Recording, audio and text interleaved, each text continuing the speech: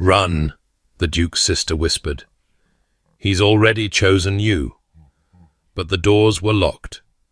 The Ravenswood ball was, by universal agreement, the most coveted invitation of the season. It was also, in Cecilia Blackwood's private opinion, an exceptionally well-appointed cattle market. She stood in her customary position near the potted palms that lined the eastern wall of the ballroom, close enough to observe everything, while remaining functionally invisible to everyone. This was a skill she had cultivated over years of practice, the art of being present without being seen, of occupying space without claiming it. Her gown of dove-grey silk, while perfectly respectable, had been chosen specifically because it would draw no attention. Her honey-brown hair was pinned in a style that was neither fashionable nor unfashionable, simply adequate. Even her posture, shoulders slightly curved, chin neither raised nor lowered, projected an aura of pleasant insignificance. From this vantage point, she watched her younger sister Helena execute a perfect turn in the arms of Viscount Pemberton, her golden curls catching the candlelight, her laugh carrying across the room like music. Helena was everything Cecilia was not: beautiful, vivacious, the clear hope of the Blackwood family's increasingly precarious finances. At 19, Helena possessed the sort of effortless grace that made gentlemen compose terrible poetry and mammas clutch their fans in despair. Cecilia felt a familiar swell of pride as she watched her sister navigate the dance floor. She had spent 3 years preparing Helena for this debut, coaching her on conversation, advising her on dress, helping her practice the subtle art of appearing interested in gentlemen who talked endlessly about their horses. Helena's success would mean security for all of them. It was enough. It had to be enough. "You're doing it again," murmured a voice beside her. Cecilia turned to find Mrs. Arabella Thornton, a widow of comfortable means and her mother's oldest friend, settling into the space beside her with the practiced ease of a woman who had long ago stopped caring about her position in society. "Doing what?" Watching from the shadows like a particularly well-dressed governess. Mrs. Thornton's eyes sparkled with amusement. "You know, my dear, you are permitted to dance. You are not yet so ancient as all that." "I am 24, Mrs. Thornton, practically decrepit by society's standards." "Nonsense. You are 24 and possessed of excellent sense, which is far more valuable than youth, though I grant you less marketable." She paused, her attention caught by something across the room. "Ah, the inspection has begun." Cecilia followed her gaze to the grand staircase, where a figure had appeared on the landing above the ballroom. Even from this distance, she could feel the shift in the room's attention, the subtle straightening of spines and adjustment of curls as the assembled young ladies registered his presence. Sebastian Ashworth, the Duke of Ravenswood. He stood motionless for a long moment, surveying the crowd below with the detached interest of a naturalist studying a collection of pinned butterflies. Tall and lean, dressed in severe black that made every other gentleman's evening wear look faintly ridiculous. He possessed the kind of face that was difficult to look away from, not because it was handsome, though it was, but because it seemed to contain no readable expression whatsoever. His dark hair was swept back from a pronounced widow's peak, and even at this distance Cecilia could see that his eyes were pale, grey perhaps, or some washed-out blue that gave him the appearance of seeing more than was comfortable. "The collector surveys his potential acquisitions," Mrs. Thornton said dryly. "Tell me, my dear, have you heard the current wager at White's?" "I try to avoid hearing anything about wagers at White's." "Very wise. But in this case the gentlemen are betting on whether His Grace will actually select a bride this season, or whether he will continue his streak of finding every eligible young lady in England somehow deficient." "Mrs. Thornton shook her head. 17 young women in 8 seasons, each one dismissed for reasons no one can quite fathom. Lady Margaret Ashby was too cheerful. Miss Pearson laughed too readily. The Worthington girl was deemed insufficiently curious. whatever that means. Cecilia watched as the Duke descended the staircase with measured steps, noting the way the crowd parted before him like the Red Sea before Moses, if Moses had been significantly less approachable and considerably better dressed. Perhaps he simply has exacting standards. Perhaps he has impossible ones. There are those who say his heart died with Miss Arabella Crane, and he is simply going through the motions expected of his station. Mrs. Thornton lowered her voice. Though between us, I always thought Miss Crane was rather too meek for comfort. The poor girl hardly said a word in company. Drowned in the lake on his estate, you know, just before the wedding. Terrible business. Cecilia felt a chill that had nothing to do with the draught from the tall windows. I had heard something of it. Well, it was a long time ago, and grief does strange things to people. Still, one cannot help but pity whatever young woman he eventually does select. Imagine being chosen by a man who examines potential brides the way one examines horseflesh at Tattersall's. The Duke had reached the ballroom floor now, and was moving through the crowd with the inevitable gravity of a ship passing through smaller vessels. Cecilia watched as he paused before a group of young ladies, exchanged what appeared to be precisely 3 sentences with their chaperones, and moved on. The young ladies' faces fell in his wake, hope extinguished as efficiently as a snuffed candle. "I rather think I would prefer not to be chosen at all," Cecilia said quietly. "Being invisible has its advantages." Mrs. Thornton gave her a long, considering look. "Does it, my dear? Does it really?" Before Cecilia could respond, a commotion near the dance floor drew her attention. Helena had stumbled during a turn, her ankle twisting beneath her, and she was now clinging to Viscount Pemberton's arm with her expression of barely concealed pain. "Excuse me," Cecilia said, already moving through the crowd with the efficiency of long practice. She reached Helena's side in moments, smoothly inserting herself between her sister and the curious onlookers. "It's nothing," Helena whispered through gritted teeth. "I simply lost my footing." "You've twisted your ankle." Cecilia's voice was calm, practical. "Lord Pemberton, if you would be so kind as to help my sister to that chair, I will locate our mother and arrange for some ice." The Viscount complied with evident relief, clearly grateful to have someone take charge. Cecilia guided her sister through the crowd, selecting a path that would minimize attention while moving toward the retiring room set aside for ladies' emergencies. "I've ruined everything," Helena murmured, her face flushed with embarrassment. "The Duke was about to ask me to dance. I saw him looking—" "The Duke was about to examine you like a prize heifer," Cecilia corrected quietly. "You have been spared, not ruined. Now lean on me and try not to put weight on that foot." They had nearly reached the retiring room when a figure stepped into their path, tall, dark, and radiating the kind of authority that made ordinary mortals instinctively step aside. "Miss Blackwood, I presume." The voice was low and measured, betraying nothing. "I observed your sister's mishap. May I be of assistance?" Cecilia looked up and up further still into eyes that were indeed grey, the colour of winter storms over the North Sea. This close, the Duke of Ravenswood was even more unsettling than he had appeared from across the room. There was an intensity to his gaze that felt almost physical, as if he were cataloguing every detail of her appearance and filing it away for future reference. She realized with a start that he was looking at her, not through her, not past her to her beautiful sister at her. "That is very kind of you, Your Grace," she said, finding her voice. "But I believe I have the situation well in hand. My sister merely requires a few moments' rest, and perhaps some cold compresses." "Indeed." His gaze did not waver. "And you are the elder Miss Blackwood, I take it? The one who has been standing by the potted palms for the past 2 hours, watching the proceedings with what I can only describe as sardonic amusement?" Cecilia felt heat rise to her cheeks. He had noticed her.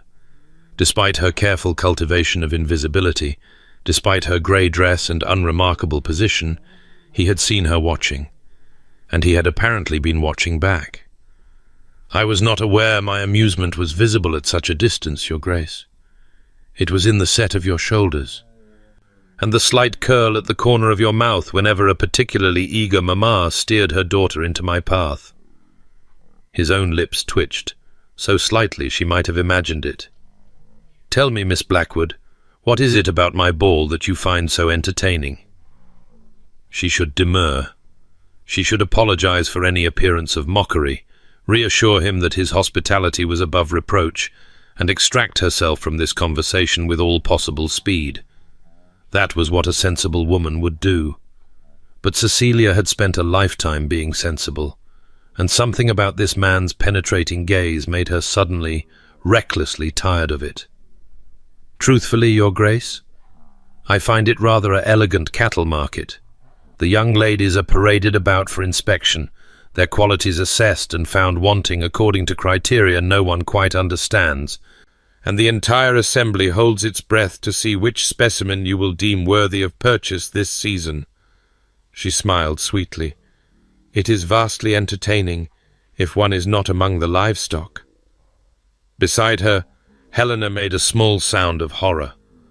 Somewhere in the distance, Cecilia could swear she heard Mrs. Thornton choking on her champagne. The Duke's expression did not change, but something shifted in those grey eyes, a spark of what might have been surprise, or perhaps interest, or possibly murderous intent. It was difficult to tell with a face that guarded. "And you believe yourself exempt from such assessment?" "I believe myself invisible to it, Your Grace. There is a difference." She tightened her grip on Helena's arm. "Now, if you will excuse us, my sister requires attention." She did not wait for his permission, a breach of etiquette that would surely give her mother palpitations, but guided Helena past him toward the retiring room, feeling his gaze on her back like the pressure of a hand. "Cecilia," Helena hissed as soon as they were out of earshot, "did you just call the Duke of Ravenswood's ball a cattle market? To his face?" "I believe I did, yes. Mother is going to murder you." "Mother would have to notice me first." Cecilia settled Helena onto a chaise in the retiring room and began examining her ankle with practiced hands. "The swelling is minimal. You'll be able to dance again within the hour if we apply cold compresses now." "I don't care about dancing. I care about the fact that you just insulted the most eligible bachelor in England and probably destroyed any chance of... Any chance of what? He was never going to choose you, Helena." Cecilia's voice was gentle but firm. "He never chooses anyone. That is rather the point. And even if he did, would you truly want to be chosen by a man who approaches matrimony like an auction at Christie's?" Helena was quiet for a moment, her lovely face troubled. "No," she admitted finally. "No, I don't suppose I would. But Mother wants you to make a good match. A duke is not necessarily a good match if the duke in question treats his wife like an acquisition to be displayed on a shelf." Cecilia smoothed her sister's hair back from her face. "Rest here. I'll find some ice and locate Mother to tell her you've had a minor mishap, but will recover shortly." She slipped out of the retiring room and made her way toward the servants' corridor, where she might find someone to help with compresses. The hallway was quieter here, away from the noise and heat of the ballroom, and she allowed herself a moment to lean against the wall and close her eyes. What had she been thinking?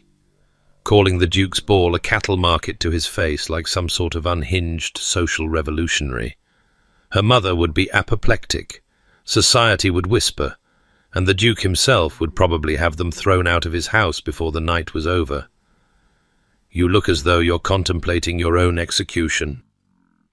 Cecilia's eyes flew open. A young woman stood at the end of the corridor, watching her with an expression of tentative curiosity.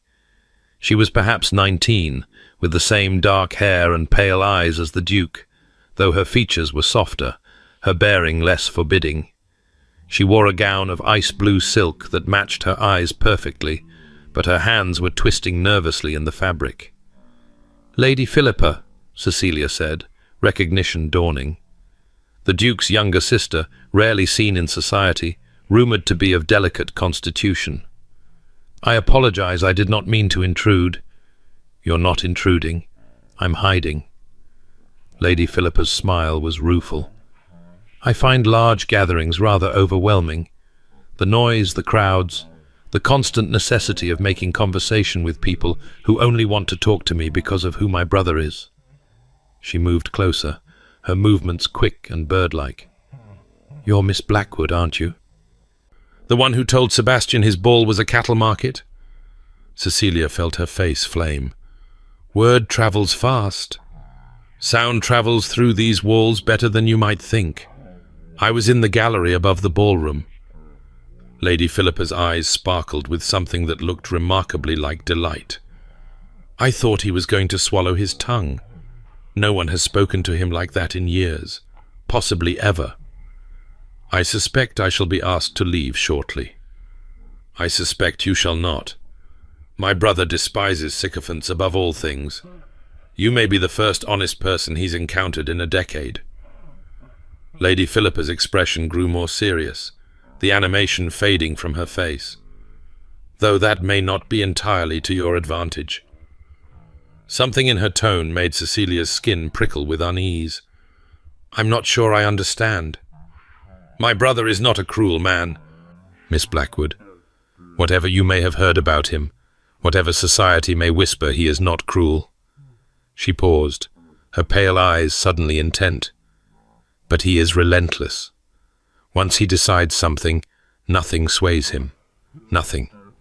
He will pursue his objective with single-minded determination until he achieves it, regardless of obstacles, regardless of objections, regardless of... She stopped abruptly, as if realizing she had said too much. Regardless of what, Lady Philippa? The younger woman shook her head, the nervous energy returning to her movements. I should return to the ball. Mother's portrait is being displayed in the gallery, and I promised to speak to Lady Ashworth about the restoration work. She started to move past Cecilia, then stopped, her hand reaching out to touch Cecilia's arm. Her fingers were cold and trembling slightly. Be careful, Miss Blackwood. My brother sees things others miss, and when he finds something he wants... She trailed off, leaving the sentence unfinished, and hurried away down the corridor before Cecilia could respond. Cecilia stood alone in the quiet hallway, her heart beating faster than it should. What a strange family, she thought. A duke who conducted annual inspections of potential brides and never selected anyone, and a sister who spoke in cryptic warnings about relentlessness and single-minded pursuit. She shook off the unease and continued toward the servants' quarters. Ice for Helena's ankle. That was what mattered now. Everything else was merely the peculiar atmosphere of an unfamiliar house and a strange encounter with its even stranger owner. By the time she returned to the retiring room with compresses, Helena's ankle had improved significantly, and their mother had appeared in a flurry of lavender silk and barely concealed agitation. There you are, Cecilia. What is this I hear about you speaking to the Duke of Ravenswood? I merely exchanged a few words with His Grace when he inquired after Helena's injury, Mamma. A few words. Her mother's eyes narrowed. Mrs. Thornton said you called his ball a cattle market. Mrs. Thornton has excellent hearing. Cecilia Blackwood, this is not a joking matter. Do you have any idea how important this evening is? Helena's future, our family's future, depends on her making an excellent match this season. We cannot afford to offend someone of the Duke's consequence. I hardly think the Duke's consequence will be affected by the opinions of an invisible spinster, Mamma. And Helena's ankle is much improved. She should be able to return to the ballroom within the hour. Her mother's expression softened slightly as she looked at Helena, whose colour had returned to normal. Well, that is something at least. Though the Viscount has already danced with you once, Helena, so we shall have to find other partners. Lord Ashworth was showing interest before your mishap. Cecilia tuned out the familiar cataloguing of potential suitors, her mind wandering back to the Duke's grey eyes and the strange intensity of his regard. He had noticed her watching. He had looked at her, truly looked in a way that no one ever had. It was unsettling. And yet, some treacherous part of her had felt a spark of something like recognition in that moment, as if he had seen past her careful camouflage to something underneath. Ridiculous. She was invisible. That was the entire point. The rest of the evening passed in the usual fashion. Helena returned to the ballroom and danced several more times, her ankle apparently recovered. Cecilia resumed her position near the potted palms, though she found herself unable to relax into her customary invisibility. Every time she looked up, she half expected to find those grey eyes watching her from across the room. But the Duke seemed to have forgotten her existence entirely. She saw him dancing once with the Thornton girl, exchanging words with several matriarchs, and spending a long time examining a painting in the corner of the room with an elderly gentleman who was apparently some sort of art expert. He did not look in her direction again. By midnight, the ball was winding down. Carriages were being called, and guests were beginning to make their farewells. Cecilia was helping Helena arrange her wrap when a footman appeared at her elbow, his face expressionless. "Miss Blackwood, His Grace requests that your family attend him in the blue study before departing." Cecilia felt her stomach drop. So she was to be reprimanded for her impertinence after all, perhaps even asked to apologize publicly. She squared her shoulders and followed the footman, her mother and sister trailing behind with expressions of mingled confusion and alarm. The blue study was smaller than she had expected, intimate rather than imposing, lined with books that looked as though they had actually been read rather than merely displayed. A fire burned low in the grate, and heavy curtains were drawn against the windows, giving the room a sense of enclosed warmth that was at odds with its owner's reputation for coldness. The Duke stood before the fireplace, his hands clasped behind his back.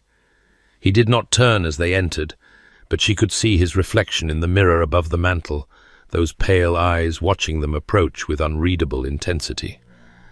"Mrs. Blackwood," he said, finally turning to face them, "thank you for attending me." "Your Grace." Her mother's voice was bright with nervous courtesy. "We are honored by the invitation, though I confess myself uncertain as to its purpose. If this is regarding my elder daughter's earlier remarks, I assure you she meant no. I wish to court your daughter." The words fell into the room like stones into still water, creating ripples of shock that spread outward in all directions. Cecilia watched her mother's face transform from anxiety to confusion to dawning hope, while Helena's expression shifted through a more complex series of emotions that Cecilia could not quite read. "Your Grace," her mother breathed. We are Helena would be, not Helena." The Duke's gaze moved past her mother, past her beautiful sister, and settled on Cecilia with that same unnerving intensity she had felt earlier. "Cecilia." For a moment, no one spoke.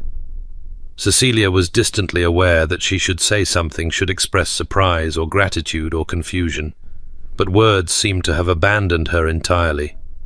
She could only stare at the Duke as the impossible nature of his declaration sank in. He wanted to court her, not Helena, with her golden curls and perfect manners and marriageable beauty. Her, the invisible sister. The spinster in training. The woman who had called his ball a cattle market to his face not 3 hours ago.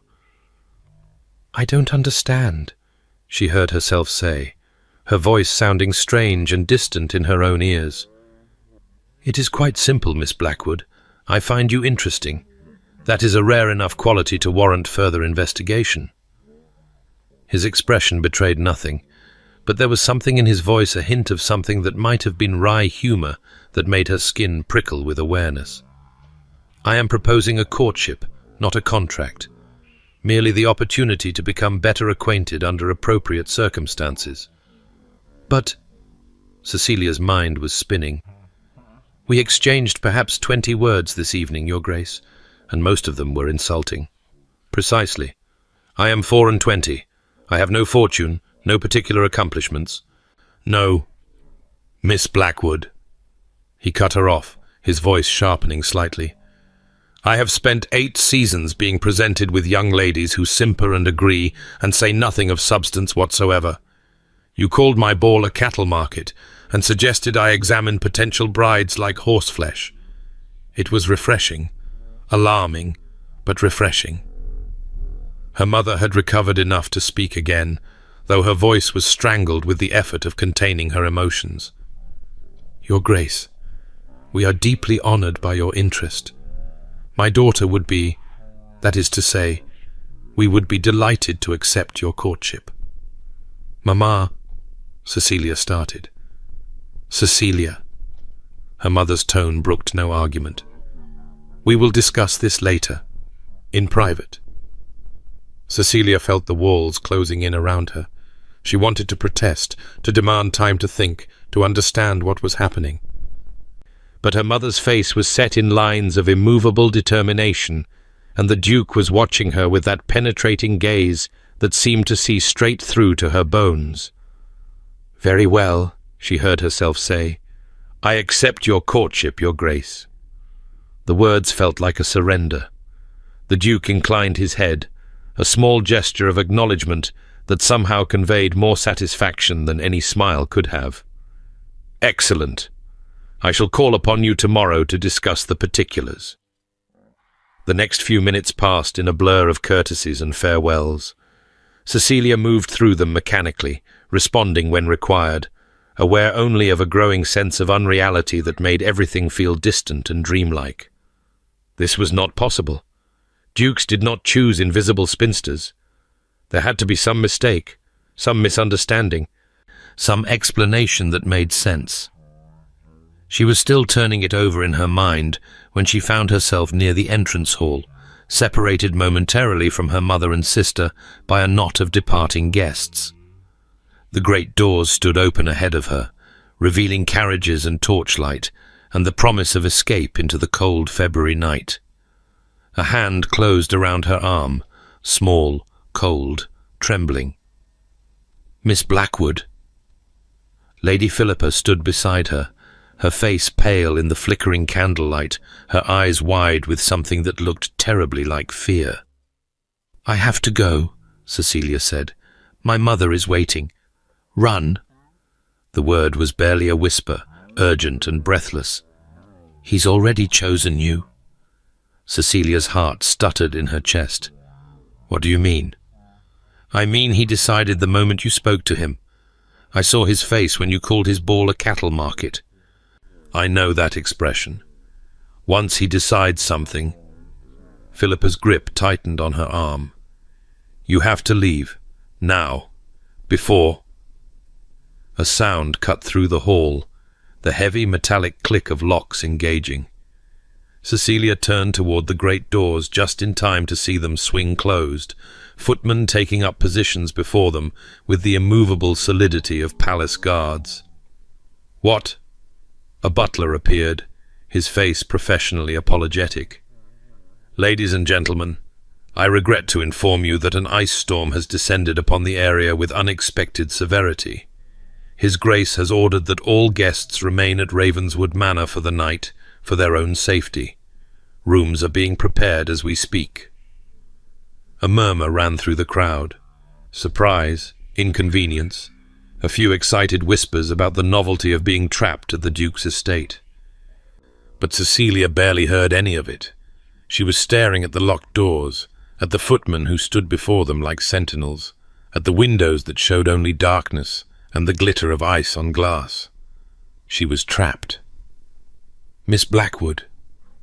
Lady Philippa's voice was barely audible now, her face drawn with something that might have been guilt or fear or both.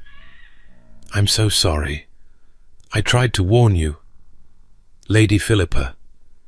The Duke's voice cut across the hall, calm and commanding. Please escort our guests to the gallery while rooms are prepared. Mrs. Blackwood, Miss Helena, Miss Cecilia, you will have the honor of staying in the East Wing. I shall ensure your comfort is attended to. He was descending the staircase as he spoke, his dark figure commanding attention with the ease of long practice. But his eyes were fixed on Cecilia, and she could not shake the feeling that everything else, the storm, the locked doors, the convenient necessity of overnight accommodation, had been arranged specifically to prevent her escape. Ridiculous. No one could control the weather. No one could have known she would be here, would insult him, would catch his attention in a way that apparently no one else had managed in 8 seasons. And yet, as she followed the footman toward the east wing with her mother and sister, she found herself looking back over her shoulder to the gallery above the entrance hall. The Duke stood there, watching her departure with those pale grey eyes, his face utterly unreadable. "He's relentless," Philippa had said. "Once he decides something, nothing sways him." The doors were locked. The storm raged outside, and somewhere above her, a man who approached matrimony like a collector selecting acquisitions had apparently decided that Cecilia Blackwood was something he wanted to acquire. She had spent her entire life cultivating invisibility, and now, in a single evening, she had been seen truly, terrifyingly seen, by possibly the one person in England capable of making her wish she had remained hidden forever. Her room in the East Wing was beautiful, all pale blue silk and mahogany furniture, a fire already crackling in the grate, fresh flowers on the dressing table despite it being February. A nightgown had been laid out for her, clearly from Lady Philippa's wardrobe, along with everything she might need for an unexpected overnight stay. Cecilia stood at the window, staring out at the darkness beyond the glass. Ice coated every surface, making the gardens below look like something from a fairy tale, beautiful and frozen and utterly impassable. The storm was real, at least. No one could have manufactured this crystalline prison. But the timing, the convenience of it, the way the Duke had looked at her when the locks clicked home, as if everything was proceeding exactly according to plan. She pressed her palm against the cold glass and tried to calm her racing heart. Tomorrow, she would find answers. Tomorrow, she would demand to know what the Duke wanted from her, why he had chosen her of all people, what his sister's cryptic warnings truly meant. Tonight, she would not sleep. Behind her, the fire crackled and popped, casting dancing shadows across the walls of her beautiful prison. Somewhere in the house, footsteps echoed, measured, deliberate, unhurried. The Duke of Ravenswood was taking his time. He had already chosen her after all, and now, with the doors locked and the ice sealing every exit, he had all the time in the world. Cecilia did not sleep. She lay in the unfamiliar bed, surrounded by silk and down and the lingering scent of lavender, staring at the canopy above her head as the hours crawled past. Every creak of the house made her heart lurch. Every footstep in the corridor sent her bolt upright, certain that the door was about to open and reveal what? A kidnapper? An abductor? A duke with pale grey eyes and inexplicable intentions? Nothing came. The house settled into silence around her, broken only by the occasional groan of ice-laden branches against the windows. When grey light finally began to seep around the edges of the curtains, Cecilia abandoned any pretense of rest and rose to examine her prison. The room was even more beautiful in daylight than it had been by candlelight. Delicate watercolors adorned the walls, depicting pastoral scenes that seemed designed to soothe troubled minds. The furniture was elegant without being ostentatious, the kind of quality that spoke of generations of wealth rather than newly acquired fortune. Even the view from the window, now that she could see it clearly, was spectacular. A formal garden transformed by ice into a glittering wonderland, with a frozen fountain at its center, and an avenue of crystalline trees leading toward a lake she could just glimpse in the distance. A prison, yes, but a very beautiful one. A knock at the door made her spin around, her heart hammering. "Miss Blackwood?" A maid's voice, cheerful and unconcerned. "I've brought hot water for washing, miss, and Lady Philippa has sent some of her gowns for you to choose from. She said to tell you that breakfast will be served in the morning room at 9, and His Grace hopes you will join him. His Grace hopes, not requests, not commands, hopes, as if the Duke of Ravenswood was capable of anything so mild as hope. Cecilia opened the door to admit a young woman with rosy cheeks and an armful of fabric. The maid bustled about the room with efficient cheerfulness, laying out an array of morning gowns in various shades of blue and green, preparing the washstand, chattering about the storm and how no one had seen ice like this in 20 years, and wasn't it lucky that His Grace had such a well-stocked house? "Is there any word on when the roads might be passable?" Cecilia asked, trying to keep her voice casual. "Oh, not for days, miss. The ice is inches thick, and more falling all the time. Even the stables are closed up tight. His Grace sent word to all the families in the village to stay inside and keep their fires burning." The maid smiled brightly. "But there's nothing to worry about here, miss. Ravenswood Manor could hold 100 guests comfortable like, and we've barely got 30. 30 guests. Cecilia felt some of the tension in her shoulders ease. She was not alone here, trapped in some Gothic nightmare with only a sinister duke for company. There were other families, other young ladies, other potential brides for the duke to examine and dismiss. Perhaps his choice of her had been a momentary whim, already forgotten in the cold light of morning. She chose the simplest of the gowns, a deep forest green that Lady Philippa would probably never miss, and allowed the maid to help her dress and arrange her hair. The face that looked back at her from the mirror was pale and tired, with shadows under her eyes that no amount of cold water could entirely banish. But she squared her shoulders and lifted her chin. She had faced down a duke while calling his ball a cattle market. She could certainly face him again over breakfast.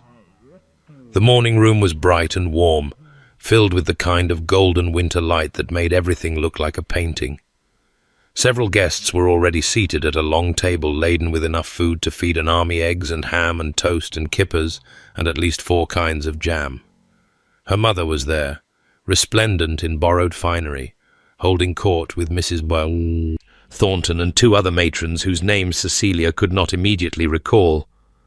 Helena sat beside her, looking tired but lovely, pushing food around her plate with unusual disinterest. The Duke was nowhere to be seen. Cecilia felt a wash of relief so strong it nearly made her knees buckle. She filled a plate with food she did not want and found a seat at the far end of the table, as far from her mother as possible.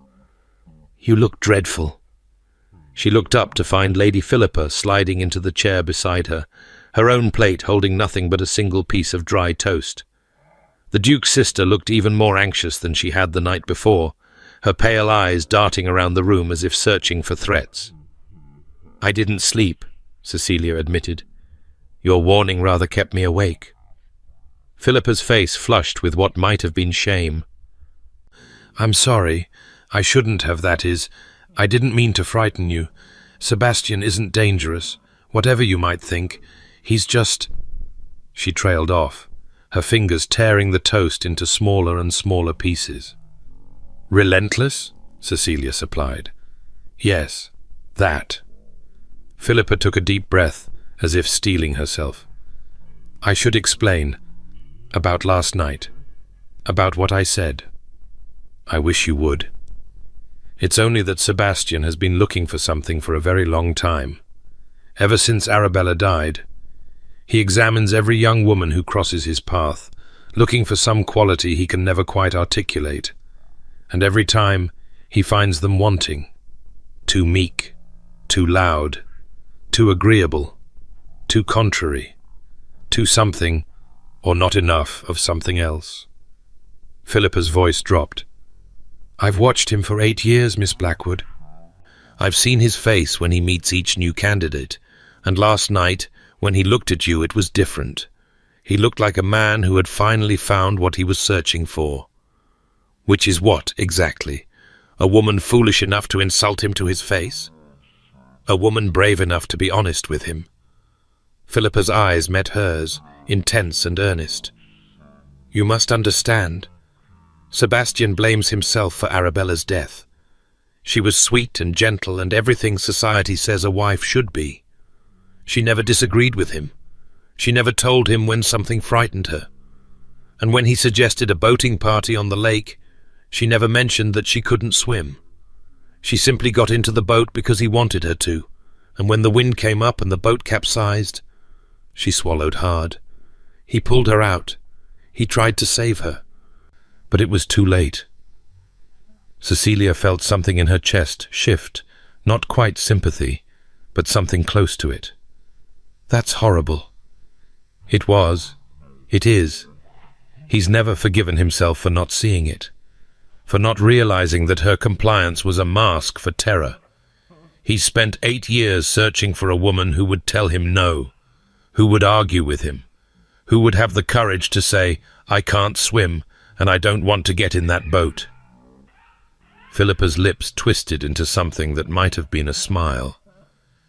"You called his ball a cattle market, Miss Blackwood, in front of everyone, to his face. It was the most honest thing anyone has said to him in a decade. So I am to be courted because I was rude? You are to be courted because you were truthful. There is a difference." Philippa pushed her plate away, the toast reduced to crumbs. "I'm not asking you to accept him. I'm only asking you to understand. He's not choosing you because he wants to possess you. He's choosing you because he believes you're the one person who won't let him make another terrible mistake." Before Cecilia could respond, the morning room doors opened and the Duke entered. Conversation faltered momentarily as every eye turned toward him, then resumed with studied casualness as guests pretended they had not been watching. He crossed the room with that measured stride Cecilia was beginning to recognize as characteristic, acknowledging various guests with small nods, but not stopping until he reached the far end of the table, the far end where Cecilia sat. "Miss Blackwood, Lady Philippa." He settled into the chair across from them, as if it had been reserved specifically for his use, which, Cecilia realized, it probably had. "I trust you slept well?" "Tolerably, Your Grace." Philippa's voice was barely above a whisper. "Not at all, Your Grace." Cecilia met his gaze directly. "I found myself rather unsettled by the events of last evening. Being chosen unexpectedly by a duke tends to disrupt one's rest." His lips twitched. It was such a small movement that she might have imagined it, but she was almost certain she saw a flicker of amusement in those grey eyes. "I imagine it does. Perhaps you would allow me to make amends. I thought you might enjoy a tour of the house while we are all confined here. The library in particular contains some volumes that might interest a woman of your obvious intelligence." "My obvious intelligence?" Cecilia raised an eyebrow. "We have exchanged perhaps 30 words, Your Grace." "I was not aware intelligence could be so quickly assessed." "It shows in the eyes, Miss Blackwood, and in the set of the shoulders when one is observing foolishness." He rose, extending a hand toward her. "Come, let me show you my collection." It was not a request. Cecilia recognized that much.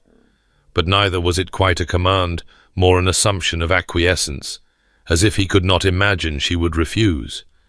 Every instinct screamed at her to do exactly that, to refuse, to remain safely in this crowded room, to avoid being alone with a man whose intensity frightened her more than she wanted to admit. But another part of her, the part that had spent 24 years being invisible, being overlooked, being told in 1,000 subtle ways that she was not worth noticing, that part wanted to know why. Why had he chosen her? What did he see when he looked at her? What was he searching for that he believed only she could provide? She placed her hand in his. His fingers closed around hers, warm and strong and surprisingly gentle. She felt a jolt of something awareness, perhaps, or alarm run through her like electricity. "Excellent," he said quietly. "Follow me." The library of Ravenswood Manor was nothing short of spectacular. 2 stories tall, with a gallery running around the upper level and a domed ceiling painted with clouds and angels, It contained more books than Cecilia had seen in her entire life. Floor-to-ceiling shelves covered every wall, broken only by tall windows that let in the grey winter light, and a massive fireplace where flames crackled and danced.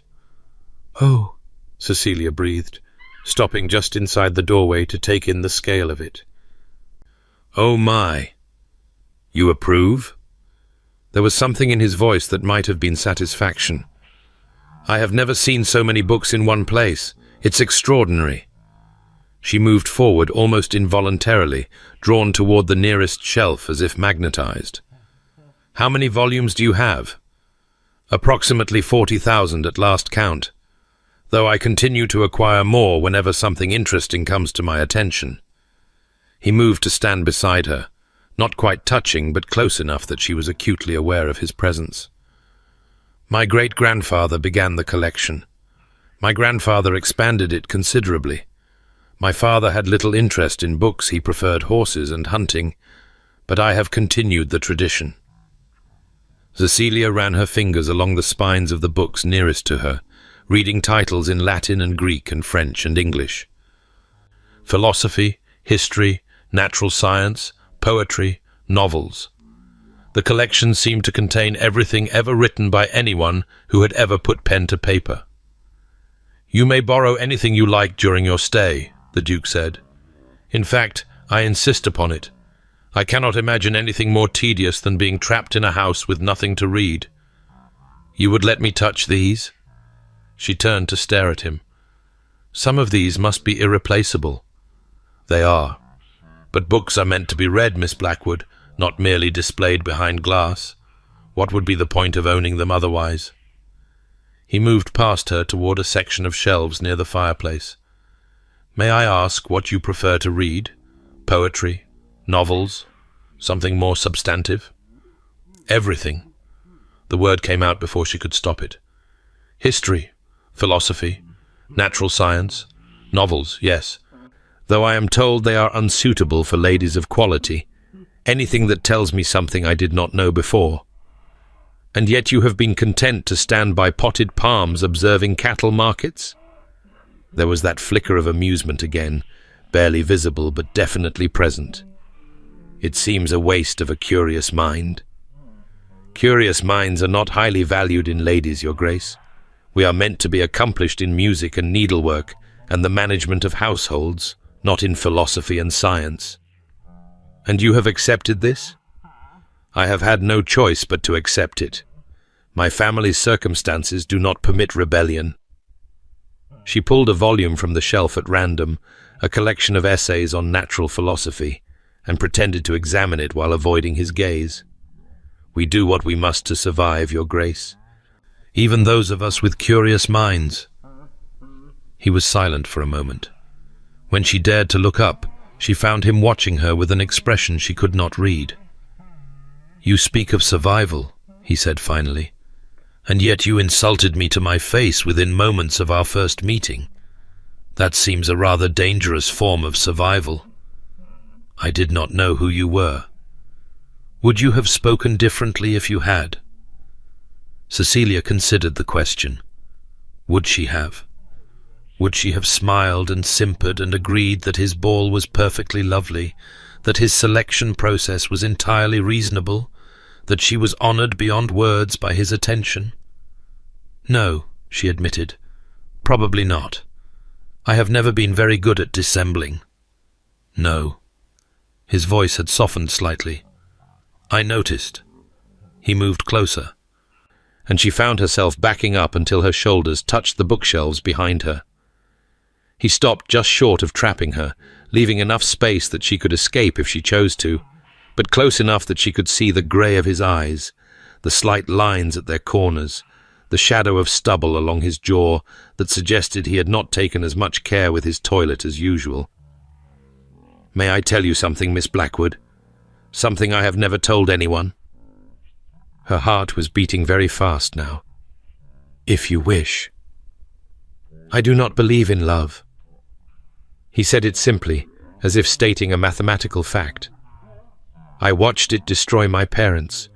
My mother loved my father desperately, and he barely noticed her existence. I watched it kill Arabella. She loved me so blindly that she walked into a boat rather than disappoint me. Love makes fools of us all. It blinds us. It renders us incapable of rational decision-making. Then why are you courting me? Cecilia heard herself ask. If you do not believe in love, what is the point of marriage? Partnership. The word came out flat, certain. Companionship. An alliance between two people who see each other clearly, without the distortion of romantic sentiment.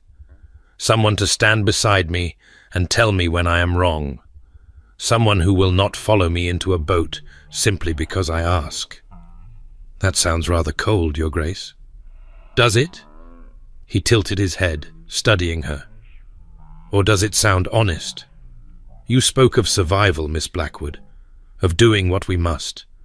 I am offering you an opportunity to do more than survive, to live, to have access to libraries like this one, to speak your mind without consequence, to be seen and valued for exactly who you are rather than who society expects you to be. And in return? In return, I ask only for honesty, for courage, for the willingness to disagree with me when I am wrong. His voice dropped lower. I have spent 8 years searching for someone who would tell me no, someone who would not drown rather than disappoint me.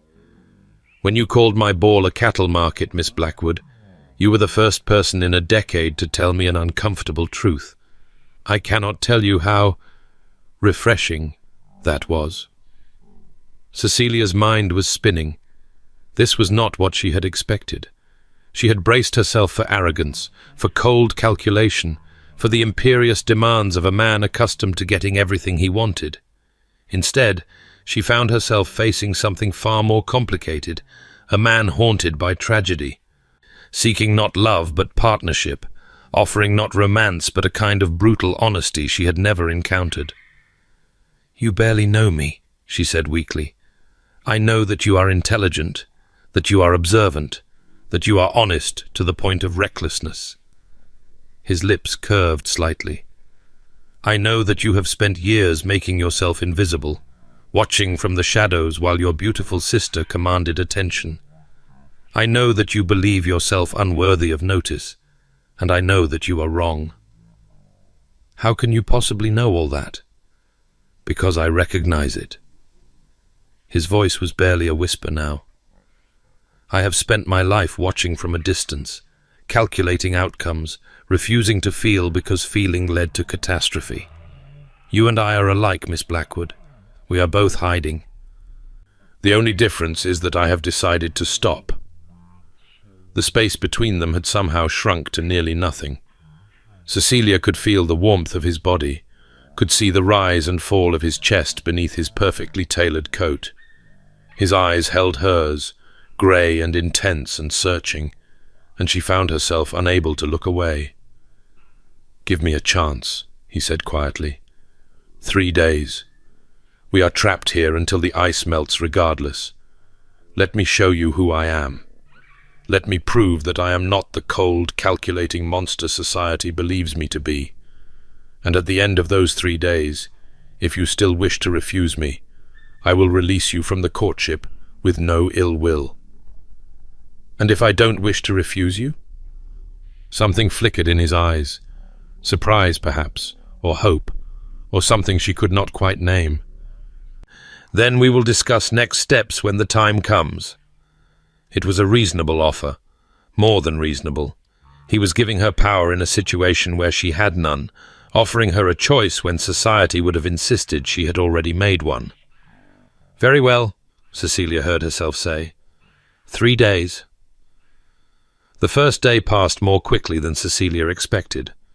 The Duke Sebastian, as she was beginning to think of him, though she would not dare use the name aloud, proved to be an unexpectedly engaging companion. He did not hover or overwhelm her with attention, but he appeared regularly throughout the day, drawing her into conversations that ranged from the philosophical to the absurd. They debated the merits of Wordsworth versus Byron over luncheon, while her mother watched with barely concealed triumph. They argued about the proper classification of insects while examining specimens in his study. They discussed the future of parliamentary reform while other guests played cards in the drawing room. He was brilliant. That much was undeniable. His mind moved quickly, making connections she had not considered, challenging her assumptions in ways that were invigorating rather than dismissive. He listened when she spoke, really listened, with an intensity that was almost uncomfortable, and he remembered everything she said. But there was something else beneath the intellect. Moments when his guard slipped and she glimpsed something raw and wounded underneath. When he spoke of his mother, dead when he was 12. When he described the loneliness of inheriting a dukedom at 20. When he mentioned briefly and without elaboration the weight of expectations he had carried all his life. "You make it sound as though being a duke is a burden rather than a privilege," she observed late in the afternoon, as they stood together in the conservatory watching the grey light fade. "It is both." He was examining a delicate orchid with more attention than the flower seemed to warrant. "Privilege without choice is merely another form of prison. I was born to this role. I did not choose it. Every aspect of my life has been determined by an accident of birth, where I live, how I spend my time, whom I may associate with, whom I may marry. And yet you have rejected 17 potential brides. That suggests some degree of choice." "Some." His voice was bitter. "Within very narrow parameters. I must marry someone of appropriate birth and fortune. I must produce heirs. I must maintain the estate and honor the family name. The only choice I have is which appropriate young lady I chain myself to for the rest of my existence." "Is that how you see marriage? As chains?" He turned to look at her, and there was something in his expression that made her breath catch. "I used to, before last night." "What changed?" "I met a woman who called my ball a cattle market, and looked at me as if I were merely a man instead of a title." His voice dropped. "You have no idea how long I have waited for someone to see me, Miss Blackwood. The real me. Not the Duke, not the collector. Just Sebastian." Cecilia felt something shift in her chest, some wall she had carefully constructed beginning to crack. This was dangerous.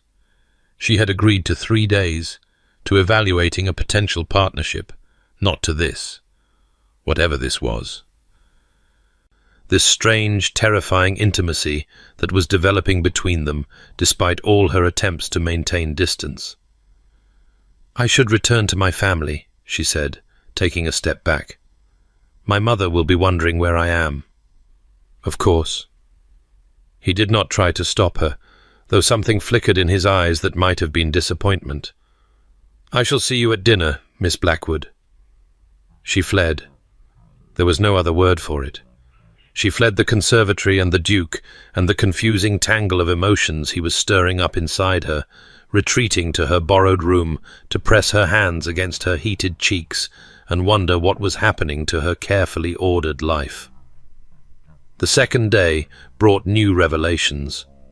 Cecilia discovered Sebastian early in the morning, alone in a small sitting room off the main gallery, tending to a wounded bird he had apparently found the night before. The creature was small and brown and clearly terrified, huddled in a handkerchief-lined box near the fire, but Sebastian's hands were gentle as he offered it water from a tiny dish. "I didn't take you for a man who rescues injured sparrows," she said from the doorway.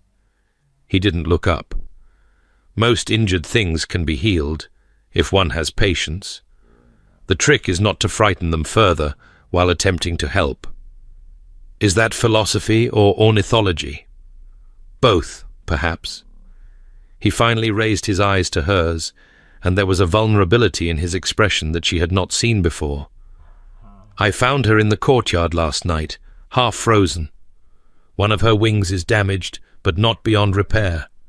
In a few days, she should be able to fly again." Cecilia moved closer, drawn by the unexpected tenderness of the scene. The Duke of Ravenswood, terror of the marriage mart, spoon-feeding water to a sparrow. It did not fit any of the narratives she had constructed about him. "You're not what I expected," she heard herself say. "No?" His lips curved slightly. "What did you expect?" "Cold, calculating, interested only in acquisition."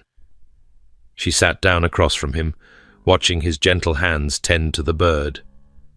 "The collector, they call you, as if women were objects to be displayed on shelves." "That name was not my invention." His voice was quiet. "It was given to me by society after I rejected my first potential bride, Lady Margaret Ashby.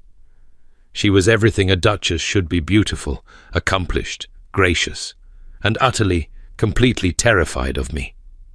"Terrified?" I saw it in her eyes. The way she flinched whenever I spoke directly to her, the way she agreed with everything I said, not because she believed it, but because she was afraid to contradict me. He set down the water dish and looked at Cecilia directly. I thought of Arabella, of how she had agreed with everything too, right up until the moment the boat capsized, and I knew I could not do that to another woman. "So you rejected her?" "I released her. There is a difference. I told her father that we were not suited, that she deserved someone who would make her happy rather than afraid. He was furious, of course. The gossip was brutal. But she married a country vicar 6 months later and has been blissfully happy ever since." His smile was bitter. "I receive a Christmas card from her every year. She has 4 children now. She thanks me for setting her free." Cecilia was quiet for a moment, processing this new information. All those rejected brides, all those whispered stories of impossible standards. And the truth was simply that Sebastian had been trying to avoid destroying another woman with his intensity. "You've been searching for someone who isn't afraid of you," she said slowly.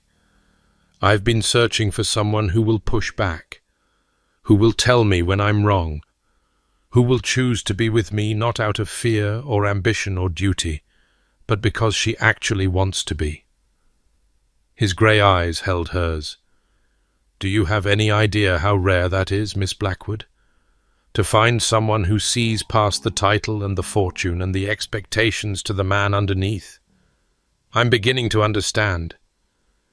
Later that afternoon, Cecilia encountered Lady Philippa in the gallery, standing before a portrait of a woman with dark hair and sad eyes. The resemblance to both siblings was unmistakable. This must be their mother, the Duchess who had died when Sebastian was 12. "She was beautiful," Cecilia said softly, coming to stand beside Philippa. "She was miserable." Philippa's voice was flat. "She loved my father desperately, and he barely knew she existed. He was always away hunting, gambling, keeping company with other women. She spent her life waiting for him to notice her, and he never did. In the end, I think she simply gave up." "How did she die?" "Influenza, officially. But Sebastian says she stopped fighting, stopped eating, stopped caring, stopped wanting to live. She just faded away." Philippa's hand trembled slightly as she reached out to touch the frame. "He was 12. Old enough to understand what was happening, but too young to stop it. I was only 7, but I remember how he changed after she died, how he closed off, how he decided that love was a weakness he would never indulge in."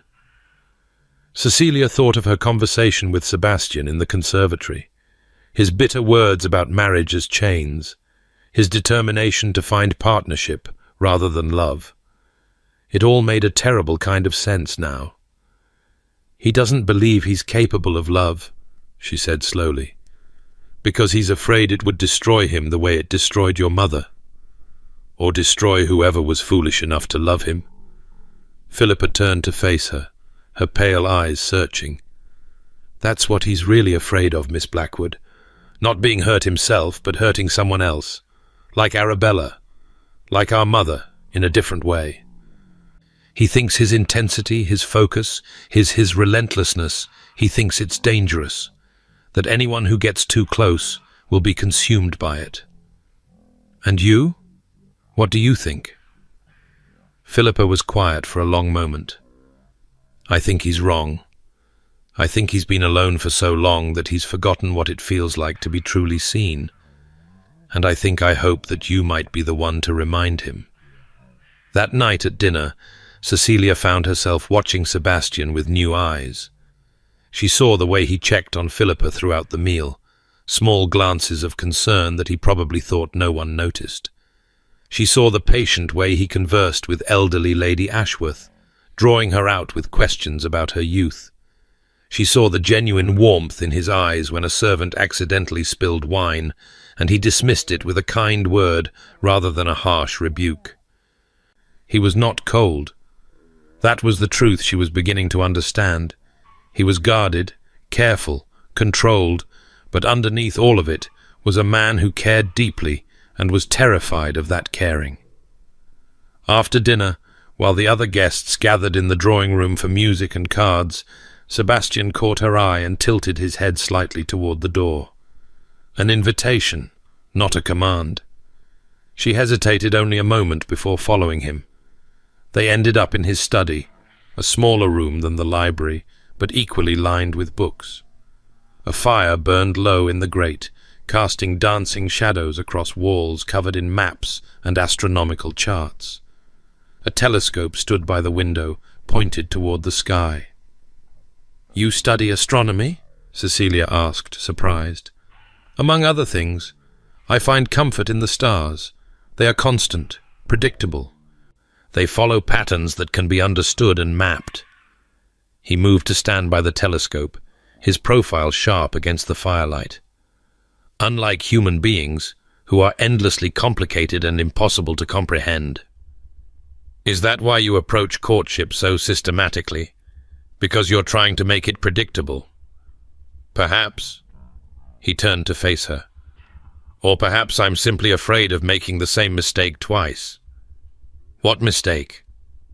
"Choosing someone who cannot survive me." His voice was barely audible.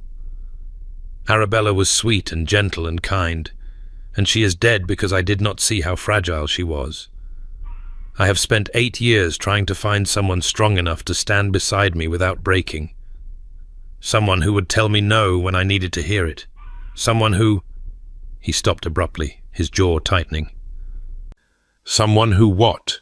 Cecilia prompted softly. "Someone who would fight for herself, rather than drown to please me." The words hung in the air between them, raw and painful. Cecilia found herself moving toward him without conscious decision, drawn by the anguish in his voice, by the weight of guilt he had carried for so long. "It wasn't your fault," she heard herself say. "What happened to Arabella? You couldn't have known." "Couldn't I?" His laugh was bitter.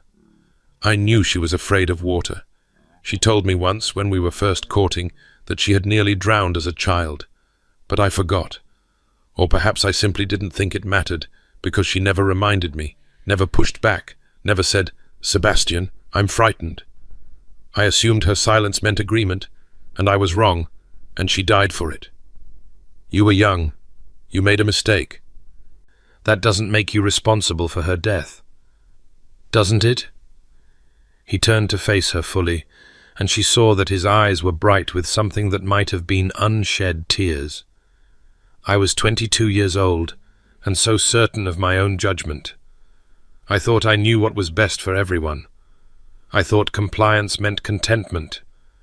I thought—" His voice broke. Actually broke. Like a boy's voice breaking. Like a man finally crumbling under a weight he had carried too long. Without thinking, Cecilia reached out and took his hand. The effect was immediate. He went completely still, staring down at their joined hands as if he had never seen such a thing before. When he looked up at her, his expression was unguarded in a way she had never seen, vulnerable, bewildered, hopeful. "Why are you here?" he asked hoarsely. "You could have refused my courtship. You could have maintained your distance. Instead, you're standing in my study in the middle of the night, holding my hand and telling me that my greatest failure wasn't my fault. Why? Because I believe it, Cecilia said simply. Because I'm beginning to think that you're not the cold, calculating monster society believes you to be. Because... She stopped, unsure how to articulate the truth that was becoming clearer with every moment they spent together. Because what? He pressed. Because you make me feel seen. The words came out in a rush. For 24 years, I have cultivated invisibility because it was safer than being noticed and found wanting. I taught myself not to hope, not to dream, not to want anything for myself. And then you looked at me across a crowded ballroom and saw something. I don't know what, but you saw it, and you wanted it. And no one has ever wanted anything from me before.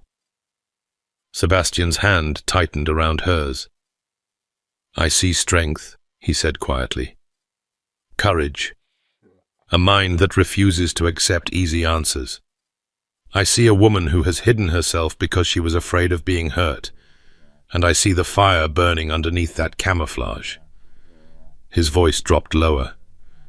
I see someone who might actually survive me, Cecilia. And I find myself wanting that more than I have wanted anything in a very long time. It was the first time he had used her Christian name. The sound of it on his lips made something flutter in her chest. Sebastian.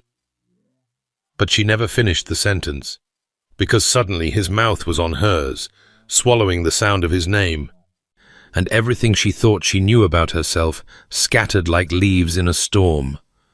The kiss was nothing like she had imagined a first kiss might be. It was not gentle or tentative or sweet. It was hungry, desperate, the kiss of a man who had been starving for connection and had finally found sustenance. His hands came up to cradle her face, tilting her head back, and she found herself responding with an intensity that shocked her. When they finally broke apart, they were both breathing hard. Sebastian's eyes were dark, his careful control shattered. I should not have done that, he said hoarsely. You deserve better than... Don't. Cecilia pressed her fingers to his lips. Don't apologize. Don't tell me what I deserve. For once in my life, let me decide for myself what I want. And what do you want? Cecilia. She looked at him, really looked, seeing the vulnerability beneath the intensity, the fear beneath the control, the lonely man beneath the imperious duke. And she realized, with a terror that rivaled anything she had felt when Philippa whispered her warning, that she was falling in love with him. I don't know yet, she admitted, but I'm beginning to think I want to find out. The third day of their confinement dawned clear and cold, with the first hints of thaw visible in the dripping icicles and the occasional crash of ice sliding from rooftops. The storm was ending. By tomorrow, perhaps the day after, the roads would be passable. The guests would depart.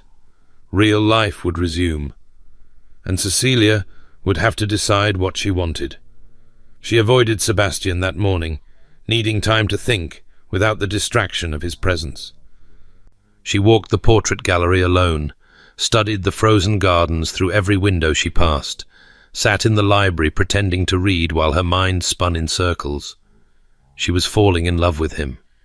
There was no point denying it anymore. Somehow, in the space of 3 days, Sebastian Ashworth had slipped past every defense she had constructed and lodged himself firmly in her heart. His intensity, his vulnerability, his relentless honesty, all the things that should have frightened her away had instead drawn her inexorably closer.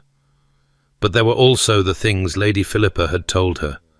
The inheritance clause, the legal deadline, the suggestion that Sebastian's interest might be driven by necessity rather than genuine feeling. She needed to know the truth. Whatever it was, she needed to know. That afternoon, she went looking for Sebastian and found him in the study where they had kissed, standing at his desk with papers spread before him. He looked up when she entered, and his face transformed with an expression that made her heart clench. Cecilia. Just her name, but he said it like a prayer. "We need to talk," she said, closing the door behind her. "About what happens when the ice melts. About what you really want from me." Something flickered in his eyes. Wariness, perhaps, or fear. "What do you mean?" "I mean that I have heard rumors, Your Grace, about inheritance clauses and legal requirements and the necessity of marriage before some unspecified deadline." She forced herself to maintain eye contact, despite the way her heart was pounding. "I need to know if your interest in me is genuine, or if I am merely the most convenient solution to a legal problem." Sebastian went very still. Then, slowly, he sat down in the chair behind his desk and gestured for her to take the seat across from him. "Who told you?" he asked quietly. "It doesn't matter. What matters is whether it's true." "It's complicated." He ran a hand through his hair, disrupting its careful arrangement. "There is an inheritance clause, yes. My great-grandfather was apparently convinced that his descendants would be feckless wastrels who needed to be forced into responsibility, so he wrote into the family trust that each duke must marry by the age of 35 or forfeit significant portions of the estate. And you are 32. I have 3 years before the deadline becomes relevant." "Then why the urgency?" Sebastian was quiet for a long moment. When he spoke, his voice was barely above a whisper. "Because I was not looking for a solution to a legal problem, Cecilia.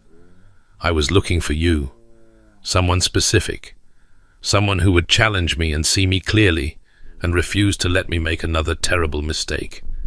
And when I found you, He stopped, visibly struggling. "I was afraid to wait, afraid you would disappear, afraid that if I gave you too much time to think, you would realize you could do better, and I would lose you." "So you announced your courtship without giving me any choice in the matter?" "Yes."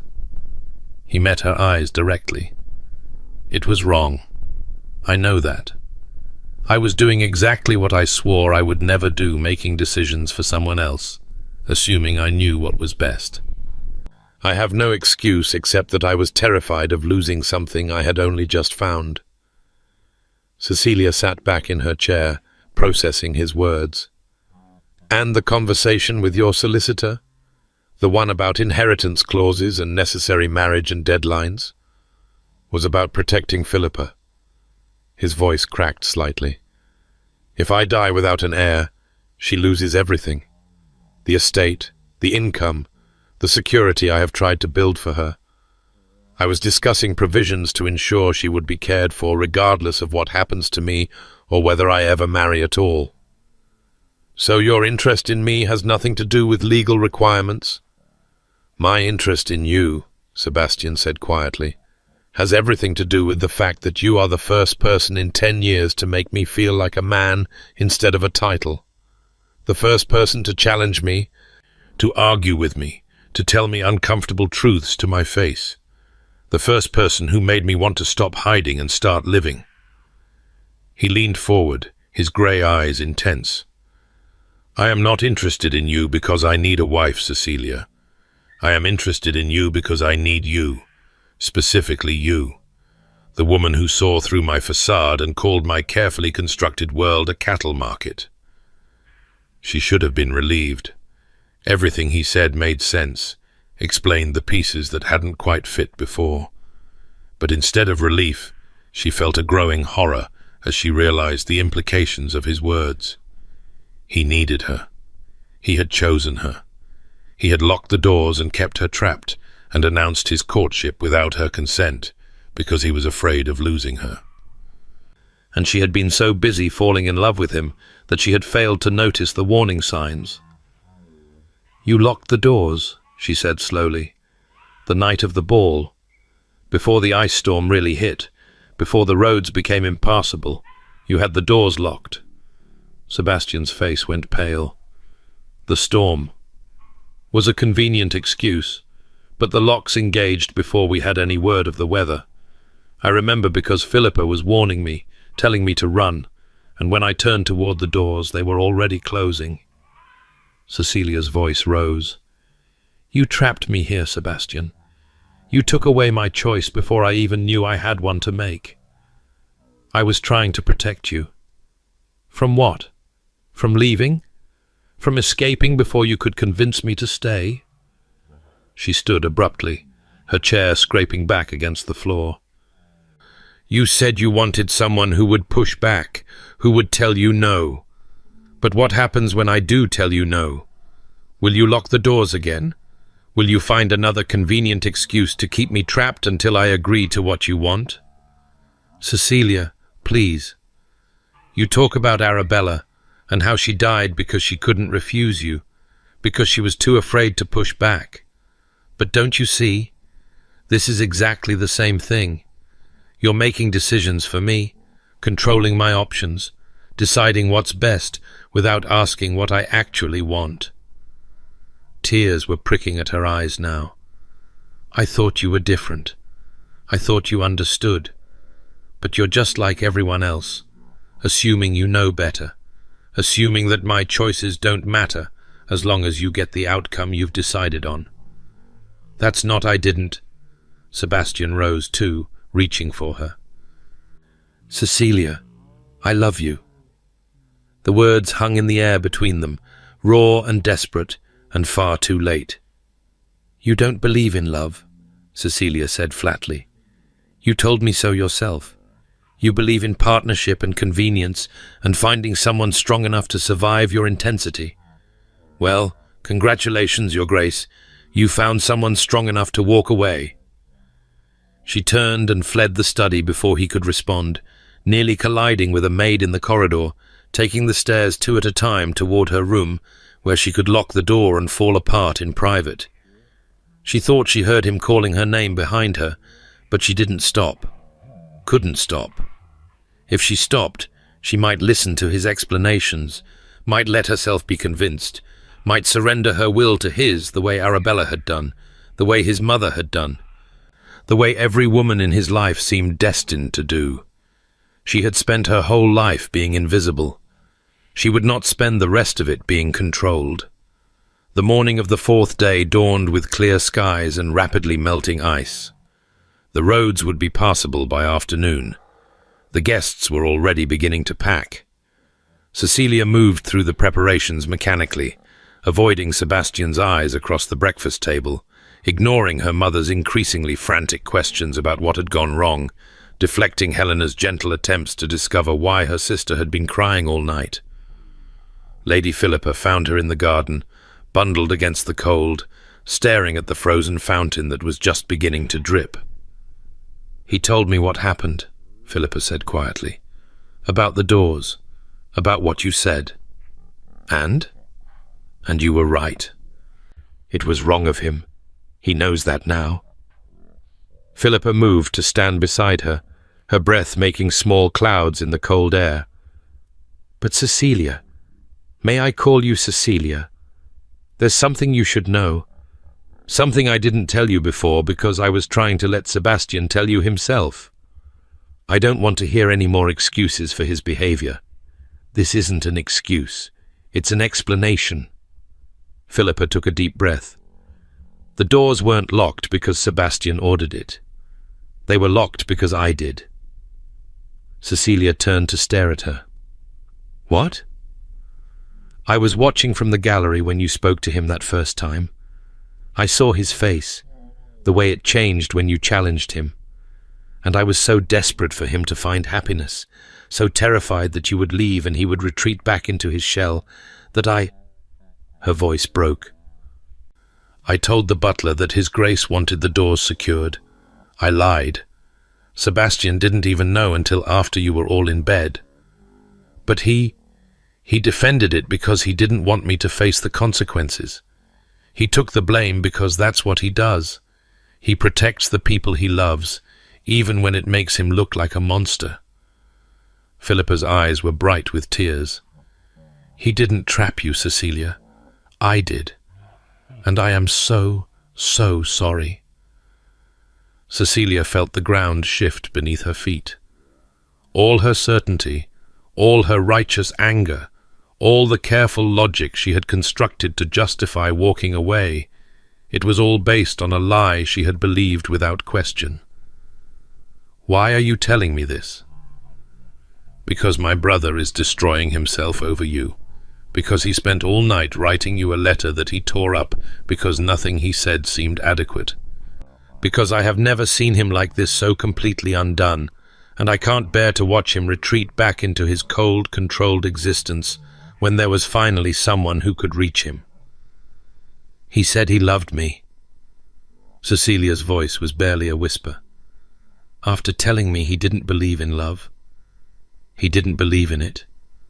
Until you. Philippa reached out and took Cecilia's hand. He's terrified, Cecilia. Terrified of needing someone the way his mother needed his father. Terrified of loving someone the way Arabella loved him and destroying them with that love. But he loves you anyway.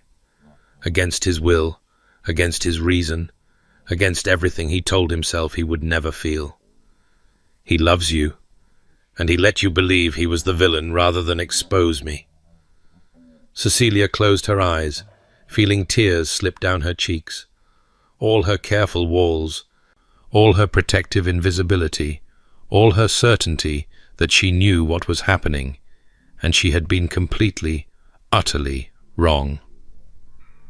I don't know what to do, she admitted. Go to him. Talk to him.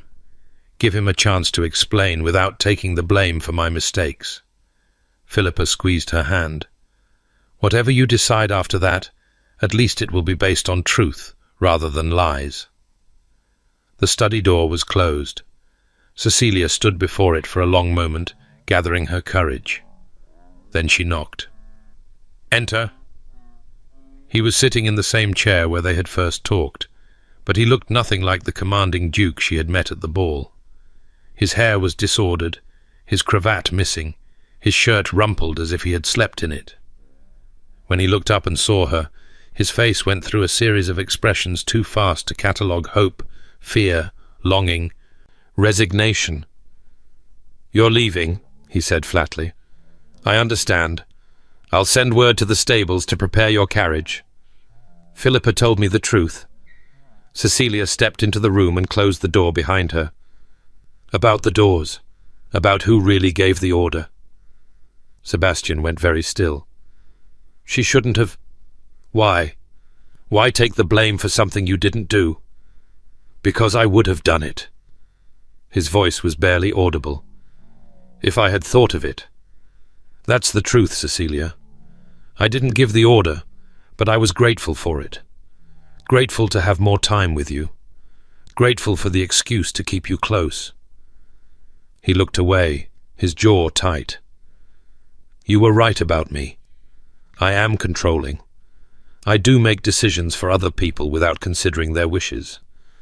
The only difference is that this time, someone else acted on those impulses before I could. That's not... She stopped, frustrated. Why are you so determined to paint yourself as the villain? Because I am one. He laughed bitterly. Do you know what I thought when I first saw you at the ball? I thought, there, that one. Like selecting a horse or a painting. One moment of recognition, and I had decided your entire future without asking what you wanted. That's not love, Cecilia. That's possession. Is it?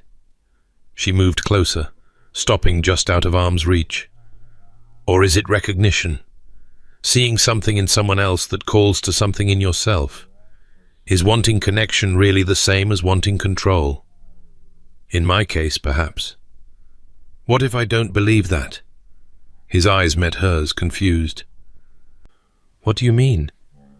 I mean that I've spent the past 12 hours being furious at you, certain that you were exactly the cold, controlling monster I always feared, ready to walk away and never look back. She took a shaky breath.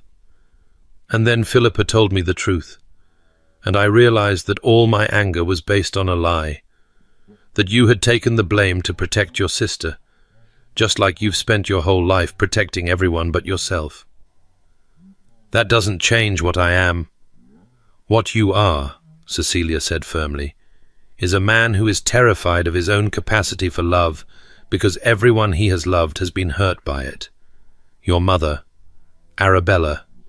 You keep yourself controlled and distant because you're convinced that your intensity will destroy anyone who gets too close. She took another step toward him. But Sebastian, I am not your mother. I am not Arabella. I am a woman who spent 24 years making herself invisible because she was too afraid to be seen, and you saw me anyway. You looked past all my camouflage and found something worth wanting. How can you expect me to walk away from that? Because I will hurt you. His voice cracked. Inevitably. I am too much, too intense, too demanding, too afraid to let yourself be loved. Cecilia closed the distance between them and took his face in her hands, forcing him to meet her eyes. I'm not afraid of you, Sebastian. I'm not afraid of your intensity. The only thing I'm afraid of is spending the rest of my life wondering what might have been if I had been brave enough to stay. For a long moment, he simply stared at her. Then something in his face crumpled, and he pulled her into his arms with a desperation that took her breath away. I love you, he said against her hair. I know I said I didn't believe in it, but I was wrong. I was so wrong. I love you, Cecilia, and I don't know how to stop, and I'm terrified that I'll destroy you with it. Then let me teach you. She pulled back enough to look at him. Let me teach you that love doesn't have to mean destruction. That intensity can be matched with intensity. That two people can see each other completely and still choose to stay. You would do that? After everything? I would do that, she said softly, because I love you too. Even when you infuriate me. Even when you make decisions without consulting me. Even when you take blame that isn't yours to take. She smiled through her tears. I love you, Sebastian Ashworth. And I'm not going anywhere. He kissed her, then not the hungry, desperate kiss of before, but something gentler. A promise. A beginning. When they finally broke apart, he rested his forehead against hers, his breathing unsteady. I should do this properly, he murmured, with your mother's blessing, and announcements in the papers, and all the appropriate formalities. Probably, Cecilia agreed. But Sebastian? Yes? She smiled up at him, her heart fuller than she had ever imagined it could be. The next time you want to keep me somewhere, just ask.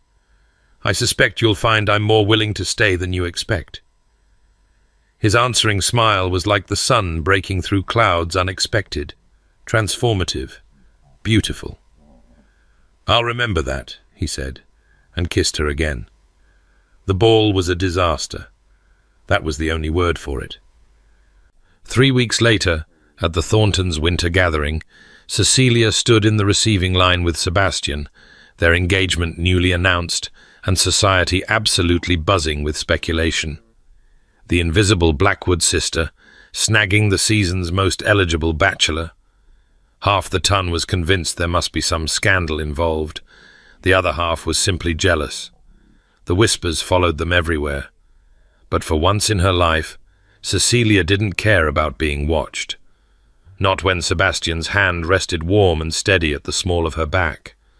Not when he looked at her across crowded rooms with an expression that made her feel like the only person who existed. They're still staring, she murmured as they moved through the crowd. Let them stare. His voice was low, meant only for her. They can gossip all they want. I don't care what any of them think. That's rather a change from the man who spent 8 seasons being inspected by every ambitious mama in London. That man didn't have you. His fingers traced a small circle against her back. Now I find I have very little interest in anyone else's opinion. How very romantic. I thought you said I didn't believe in romance. You didn't. She looked up at him, smiling. I believe I'm having a positive influence. Before he could respond, a commotion near the entrance drew their attention. Lady Philippa stood in the doorway, looking uncharacteristically bright-eyed, her hand clasped in that of a tall, nervous-looking young man with spectacles and an ink stain on his collar. "Is that—" Cecilia started. "Mr. Edward Hartley," Sebastian said, his voice carefully neutral. "A historian. He's been helping catalogue the Ravenswood archives. And holding your sister's hand in public, apparently." Sebastian's jaw tightened almost imperceptibly. "So I see." Cecilia reached up and touched his cheek, drawing his attention back to her. "Breathe," she said softly. "She's 19.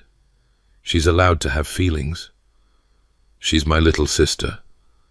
And you're her overprotective brother. But perhaps, just perhaps, she might benefit from having someone who sees her as more than a fragile creature to be guarded."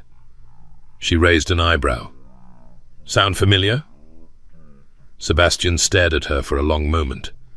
Then, slowly, the tension drained from his shoulders. "I hate it when you're right," he muttered. "You love it when I'm right.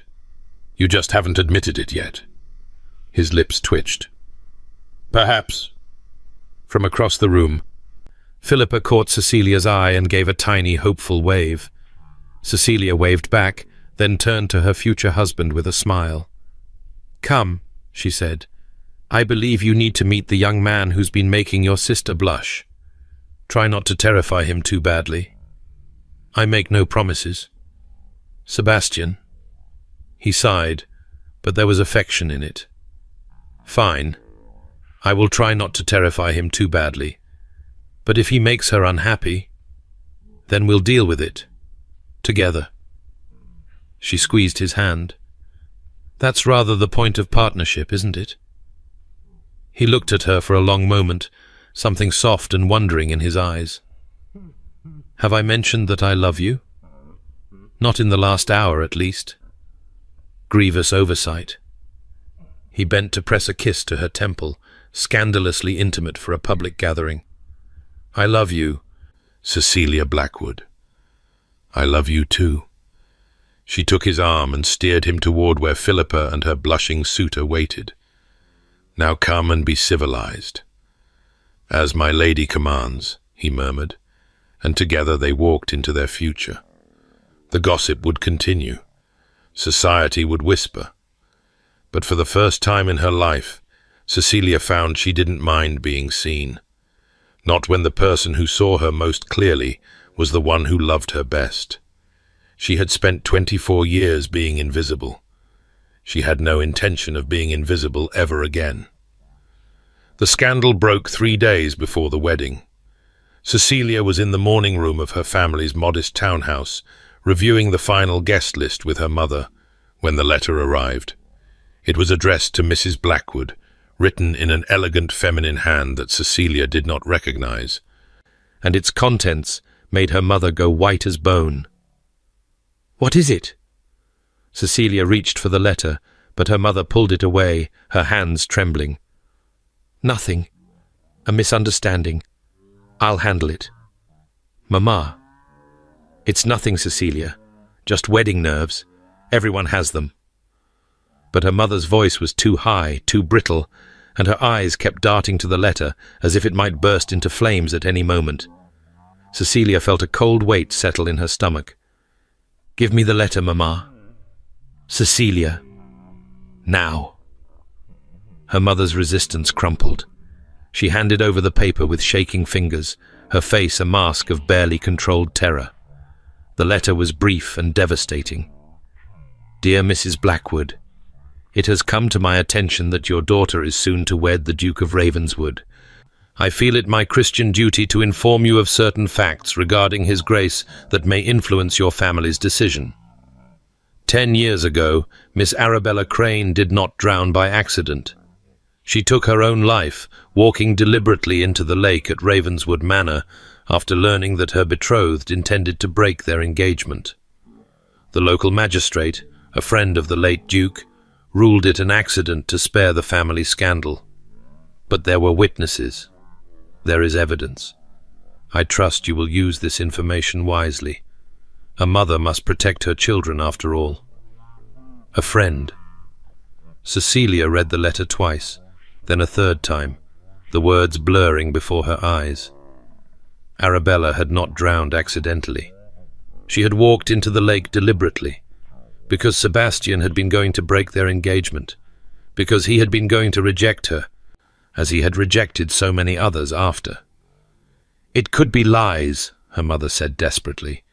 Malicious gossip from someone who wants to prevent the match. There are dozens of young ladies who are hoping to catch the Duke themselves. It could be lies, Cecilia agreed. Her voice sounded strange and distant in her own ears. Or it could be the truth that Sebastian has been hiding all along. You cannot confront him with this.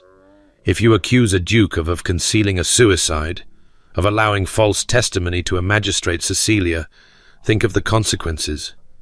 Even if it's true, exposing it would ruin us all. And if I say nothing? If I marry him knowing that he might have... She stopped, unable to complete the thought. I have to know, Mama. Whatever the consequences, I have to know the truth. She found Sebastian at his solicitor's office, reviewing contracts for the marriage settlement. He looked up when she entered, his face lighting with the warmth that still made her heart flutter despite everything. But then he saw her expression, and the warmth faded into concern. What's wrong? Cecilia handed him the letter without a word. She watched his face as he read it, watched the colour drain from his cheeks, watched his jaw clench tight, watched his hands begin to tremble almost imperceptibly. When he finally looked up, his eyes were haunted. Where did you get this? It was sent to my mother, anonymously. She forced herself to maintain eye contact despite the sick churning in her stomach. Is it true? Cecilia, is it true? The silence stretched between them, heavy with implications. Sebastian's throat worked as he swallowed. Yes, he said finally. And no. Explain. He set down the letter and moved to the window, his back to her, his shoulders rigid. When he spoke, his voice was barely audible. Arabella did walk into the lake deliberately. That much is true. She had learned... He stopped, took a breath. She had learned that I was planning to speak to her father about ending our engagement. I had realized, in the weeks before the wedding, that something was terribly wrong. She had become increasingly anxious, increasingly fearful. She barely ate. She couldn't sleep. I hoped that if I released her from the engagement, she might find happiness with someone else, someone gentler, someone who didn't frighten her the way I apparently did. But she found out before you could speak to her father. One of the servants told her, trying to be kind, I think, warning her to prepare herself. His laugh was bitter. Arabella was not prepared. She was devastated, does not begin to describe it. She came to me in tears, begging me not to leave her, saying that she loved me, that she could not live without me, that she would do anything. His voice broke. I told her that my mind was made up, that I thought it was better for both of us, that she deserved someone who could make her happy in a way I clearly could not. And then she walked out of the room, walked down to the lake, and walked into the water. He turned to face her, and there were tears on his cheeks. I was the one who found her. I pulled her out. I tried. He stopped, his face crumpling. I tried everything, but she was already gone.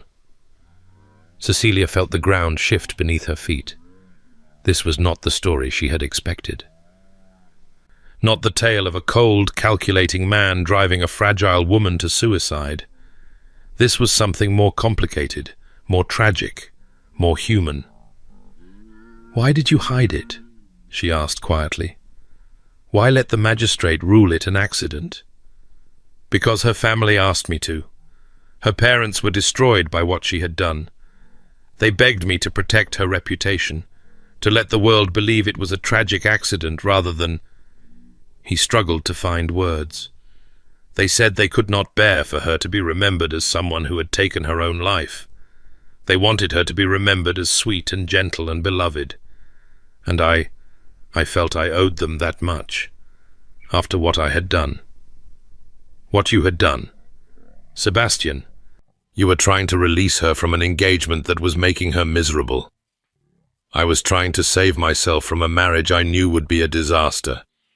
His voice was raw. Don't make me into a hero, Cecilia. I saw how unhappy she was, and instead of trying to help her, I decided the easiest solution was to end things entirely. I didn't consider what that would do to her.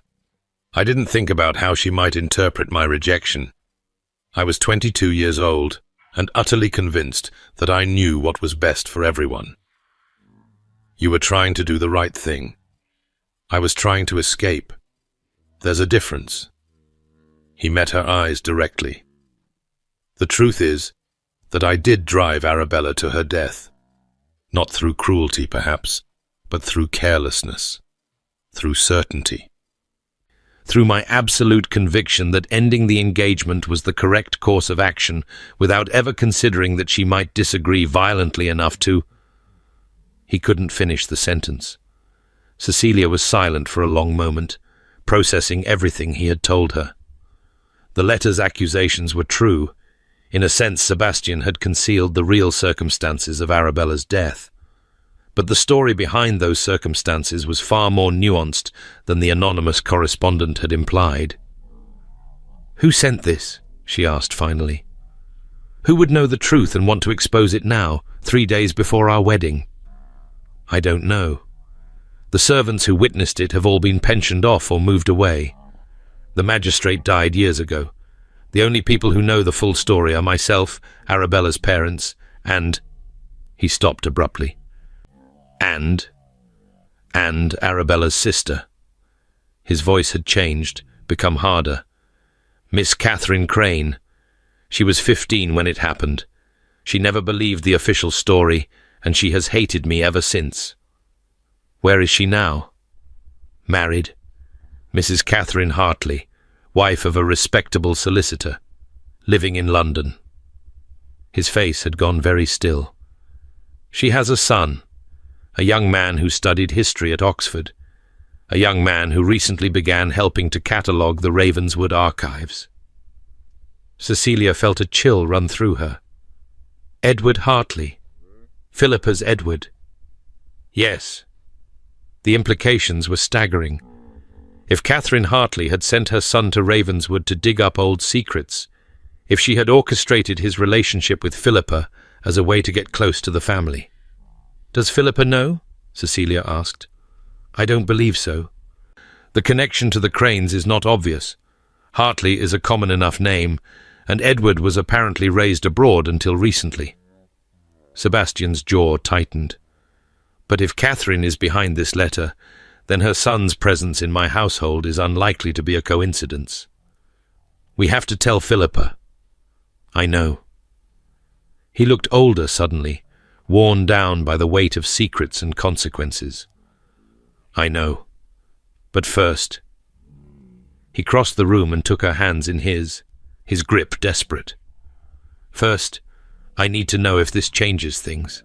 Between us. If learning what I did, what I concealed..." "Sebastian." Cecilia squeezed his hands. "You made a decision 10 years ago that had consequences you could never have predicted. You were young and careless and convinced of your own rightness. That doesn't make you a murderer. It makes you human.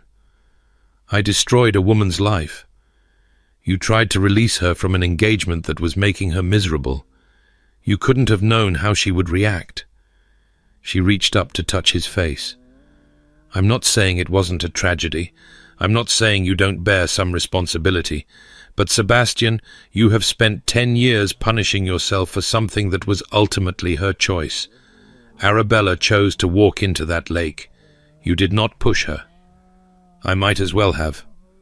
"No." Her voice was firm. "No. You do not get to claim ownership of her decision.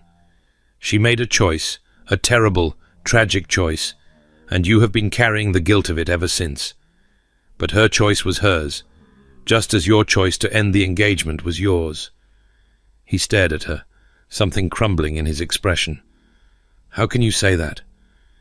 After everything I've told you. Because I see you clearly, Sebastian Ashworth. I see the guilt you carry, and the walls you've built, and the man underneath who has spent a decade trying to atone for something that was never entirely his fault. She took a shaky breath. I love you. That hasn't changed.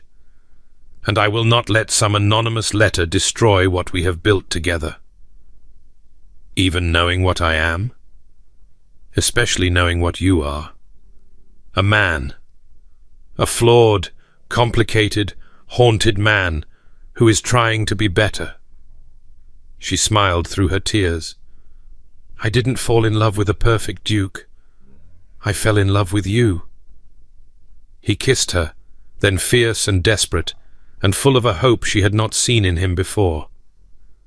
When they finally broke apart, he rested his forehead against hers. We still have to deal with this, he said quietly. The letter. Whoever sent it. If they're willing to expose the truth now, they won't stop at anonymous accusations. Then we face it together. Cecilia pulled back enough to look at him. Whatever comes, whatever they try, we face it together. Together, he echoed. I'm not certain I know how to do that. Neither am I. She smiled slightly. I suppose we'll learn. The confrontation with Edward Hartley happened that evening. Sebastian had summoned the young man to his study under the pretext of discussing the archive project. Philippa was there as well, sitting pale and silent in a corner, her eyes huge with shock after Sebastian had gently explained the connection between her suitor and the Crane family. I didn't know, Edward said immediately, his face flushed with distress. I swear to you, Your Grace, I had no idea about any of this until my mother's letter arrived yesterday. Your mother wrote to you? Sebastian's voice was carefully controlled. She told me everything, about Arabella, about what really happened. Edward's hands were shaking. She said I had a duty to the family to help expose the truth. That's why she sent me here in the first place. She heard the Duke was looking for someone to catalogue the archives, and she thought I might find evidence of... He stopped, apparently unable to articulate what evidence he was supposed to have found. Evidence of what, exactly? Cecilia asked. Murder? Your aunt walked into the lake of her own accord. My mother believes it was the Duke's fault, that he drove Arabella to it with his coldness, his rejection. Edward's eyes darted to Sebastian. She has spent 15 years believing that you destroyed her sister and escaped without consequences. I have not escaped consequences. Sebastian's voice was quiet. I have lived with what happened every day since. I have searched for 8 years to find someone strong enough to survive me, so that I would never again be responsible for another woman's destruction. I have built my entire existence around the guilt of that night. He met Edward's gaze directly. Tell me, Mr. Hartley, is that escaping without consequences? Edward was silent. Your mother has sent an anonymous letter attempting to destroy my marriage 3 days before the wedding, Sebastian continued. She has sent her son into my household as a spy. She has apparently encouraged you to cultivate a relationship with my sister as a means of getting close to my family. His voice hardened. These are not the actions of a grieving woman seeking justice. These are the actions of someone seeking revenge. I didn't cultivate anything, Edward said, his voice cracking. Philippa, my feelings for Philippa are real. I never meant to hurt her. I never meant to hurt anyone. From her corner, Philippa made a small sound that might have been a sob. I believe you, Sebastian said, surprising everyone in the room. I believe that you came here with your mother's agenda, but that you fell genuinely in love with my sister along the way. The question is, what you intend to do about it. What do you mean? I mean that you have a choice to make, Mr. Hartley. You can continue to serve your mother's vendetta, help her expose secrets that will ruin my family and by extension your own hoped-for connection to it. Or you can tell your mother that you will not be party to her schemes and accept whatever consequences that brings. Sebastian's eyes were steady. I am not asking you to betray your family. I am asking you to decide what kind of man you want to be. The silence stretched for a long moment. Then Edward turned to look at Philippa, his expression anguished. "I love you," he said quietly. "I know I have no right to say that after what my mother has done. But I love you, Philippa, and I cannot. I will not be the instrument of your brother's destruction." Philippa rose from her chair, her face tear-streaked but resolute. She crossed the room to stand before Edward, reaching up to touch his cheek. "Then prove it," she said. "Help us stop your mother. Help us end this before it ruins everyone." Mrs. Catherine Hartley was a handsome woman in her early 30s, with the same delicate bone structure that had apparently characterized her late sister. She received them in the drawing-room of her modest but respectable townhouse, her expression a carefully crafted mask of dignified surprise. "Your Grace," she said coolly, "I confess I did not expect a visit. And Miss Blackwood, I congratulate you on your impending marriage. You must be so pleased with yourself." "I am pleased to be marrying a man I love," Cecilia said evenly. "I understand you have some objections to the match." "Objections?" Catherine's laugh was brittle. "I have rather more than objections, Miss Blackwood. I have the truth about what the Duke did to my sister." "We know what happened to Arabella."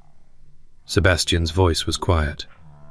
"I have carried that knowledge for 10 years, and I have told Cecilia everything: the engagement, my decision to end it, what Arabella did afterwards, and the decision to rule it an accident." "The decision to cover up a suicide, you mean?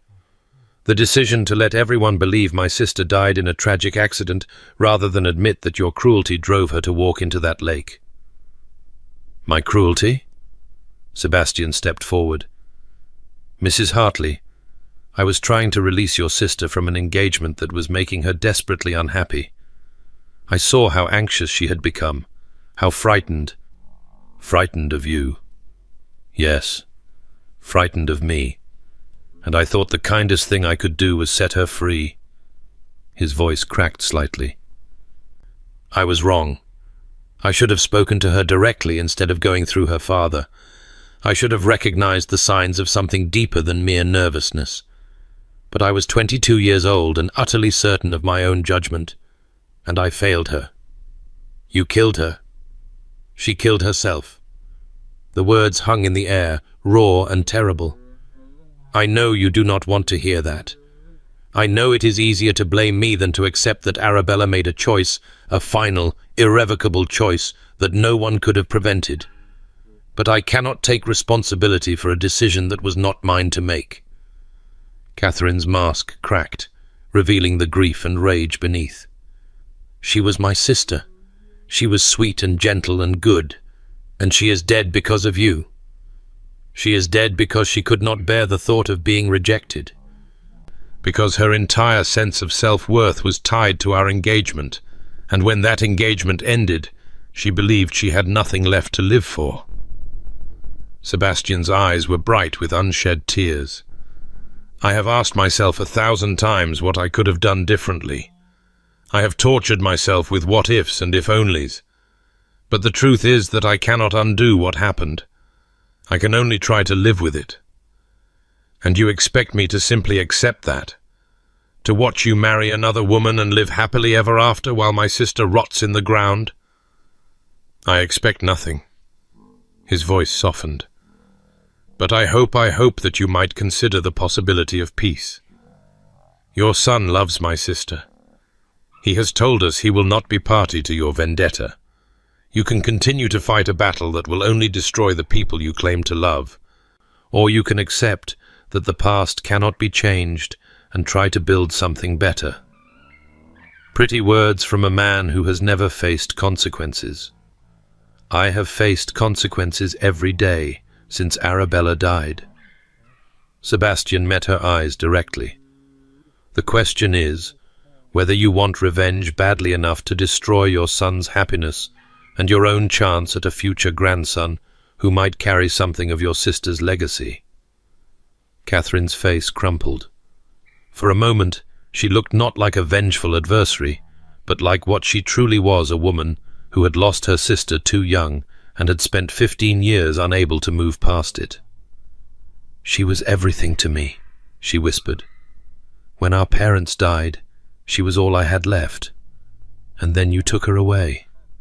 "I know." Sebastian's voice was gentle now. "I know. And I am sorry. I am so deeply, profoundly sorry." The silence stretched between them, heavy with grief and years of accumulated pain. Then, slowly, Catherine's rigid posture began to soften. "She would have been an aunt by now," she said quietly. "She always wanted to be an aunt. She would have spoiled my children terribly. She would have been wonderful at it. Yes, she would have." Catherine closed her eyes. "I don't know if I can forgive you. I don't know if I can ever stop blaming you for what happened. But my son—" Her voice broke. "Edward is a good man. He loves your sister. And I will not let my hatred destroy his chance at happiness. Then let us end this." Sebastian extended his hand. "Not as friends, not with forgiveness that neither of us may be capable of offering, but with acceptance, with peace, with the recognition that we have both suffered enough." Catherine stared at his hand for a long moment. Then, slowly, she reached out and took it. "Peace," she said quietly. "I suppose I can try." The wedding took place on a cold, clear December morning, 3 days after it had originally been scheduled. The delay had been explained away as a minor family emergency, and society had accepted the excuse without too much speculation. Cecilia stood at the altar of St. George's, Hanover Square, watching Sebastian's face as the vicar read the marriage service. He looked younger somehow, as if the confrontation with Catherine Hartley had lifted a weight he had been carrying for so long that he had forgotten what it felt like to be without it. "Wilt thou have this man to thy wedded husband?" the vicar intoned. "I will," Cecilia said, her voice clear and strong. "Wilt thou have this woman to thy wedded wife?" "I will." Sebastian's eyes never left hers. The rest of the ceremony passed in a blur of sacred words and sacred promises.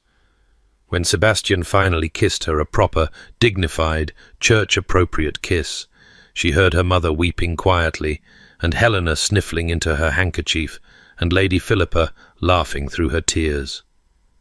They were married, against all odds, against all obstacles, against the ghosts of the past and the machinations of the present. They were married. "I love you," Sebastian murmured against her lips. "I know," Cecilia whispered back. "I love you too." They walked down the aisle together, husband and wife, into a future neither of them had ever dared to imagine. The wedding breakfast was held at Ravenswood Manor, which had been transformed from the forbidding fortress of that first night into something warmer, more welcoming. Fires burned in every grate. Flowers filled every available surface. The guests, a carefully curated mix of family, friends, and the cream of society, circulated through rooms that seemed to glow with candlelight and happiness. Cecilia found herself standing by the tall windows of the ballroom, watching the winter garden beyond as snowflakes began to drift down from a darkening sky. So much had changed since that first night, when she had stood by different windows looking out at ice and feeling trapped. "You're thinking about the ball," Sebastian said, appearing at her shoulder. "I'm thinking about how different everything is now." She leaned back against him, feeling his arms come around her waist. "That night, I was so certain I understood what was happening. The cold Duke, the locked doors, the cryptic warnings. I thought I knew who you were. And now? Now I know I was wrong about almost everything. She turned in his arms to face him. You're not cold. You're not controlling. You're just a man who has been hurt so badly that he built walls to protect himself and everyone else from ever being hurt that way again. You make me sound noble. I assure you I am nothing of the kind. You're not noble. You're human. She smiled up at him. It's much better. He kissed her forehead, a tender gesture that made her heart clench. I keep waiting to wake up and discover this was all a dream, that you'll realize you've made a terrible mistake and flee into the night. The doors aren't locked this time. No. His lips curved. They're not. Then I suppose I stay because I choose to. She reached up to touch his face. Because I love you. Because you see me clearly, and you love what you see. Because you make me feel like I matter. You do matter. You matter more than anything. Across the room, Philippa was dancing with Edward Hartley, her face glowing with a happiness that had survived the revelation of his mother's schemes. Mrs. Hartley herself had sent a stiff but sincere letter of congratulation, the first step on a long road towards something that might eventually resemble acceptance. Helena was laughing with a group of young people near the refreshment table, her arm linked through that of Mr. James Whitfield, the country gentleman she had secretly loved for years, whom she was now free to court openly, thanks to her sister's brilliant match. Their mother circulated through the crowd like a triumphant general, accepting congratulations and basking in the reflected glory of having produced a duchess. "It's strange," Cecilia said quietly. "A month ago, I was invisible. The spinster sister, the one who watched from the shadows while everyone else lived their lives. And now you are the Duchess of Ravenswood, seen by everyone. Now I am myself." She smiled. "That's the real change, Sebastian. Not the title or the position or the sudden social prominence. The real change is that I stopped hiding. I stopped making myself small and invisible because I was afraid of being noticed and found wanting." "You were never wanting." His voice was fierce. "Never. You were always extraordinary. You simply needed someone to see it." "I needed to see it myself." She kissed him softly. "You helped. But in the end, I had to choose to stop being invisible. I had to choose to be seen. And now? Now I intend to be seen for the rest of my life." She grinned. "Starting with this waltz. Dance with me, husband." He swept her onto the floor with a grace that belied his reputation for coldness, holding her close as the music swelled around them. They moved together as if they had been dancing all their lives, two people who had somehow found each other despite every obstacle the world had thrown in their path.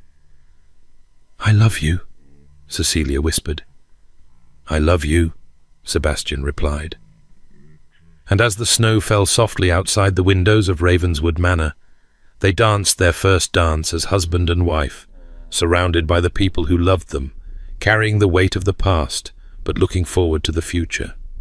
The future, Cecilia thought, had never looked brighter. 7 years later, the sound of children's laughter echoed through the halls of Ravenswood Manor, a noise that would have been unthinkable in the cold, silent house of 7 years ago. Cecilia stood at the window of her private sitting room, watching as her eldest son chased his twin brother across the frost-covered lawn, while their father gave chase with considerably less speed and considerably more dramatic threats of capture. "Mama, Mama, Papa says he's going to throw us in the lake if we don't come inside." This from 5-year-old William, the elder twin by 7 minutes, a fact he reminded his brother of at every possible opportunity. His dark hair was dishevelled, his cheeks flushed with cold, and his grey eyes sparkled with the mischief that was his father's legacy. "Your papa would never throw you in the lake," Cecilia called back through the open window. "He has a complicated relationship with lakes." From across the garden, Sebastian shot her a look that was equal parts amusement and mock offense. "I am not going to throw anyone in the lake. I was merely suggesting that the lake might be cold this time of year, and anyone who doesn't come inside for supper might end up taking an involuntary swim." "That's basically the same thing," the younger twin, James, pointed out with the devastating logic of a 5-year-old. "You said you would throw us." "I said nothing of the kind. I said—" "Sebastian." Cecilia's voice was fond. "Stop threatening the children with aquatic punishment and bring them inside. Supper is nearly ready." "Your mother has spoken," Sebastian announced gravely. "We must obey. The Duchess's word is law." The twins raced toward the house with the boundless energy of small children, leaving their father to follow at a more dignified pace. Cecilia turned from the window to find her daughter standing in the doorway, watching the scene with the serious expression that characterized most of her interactions with the world.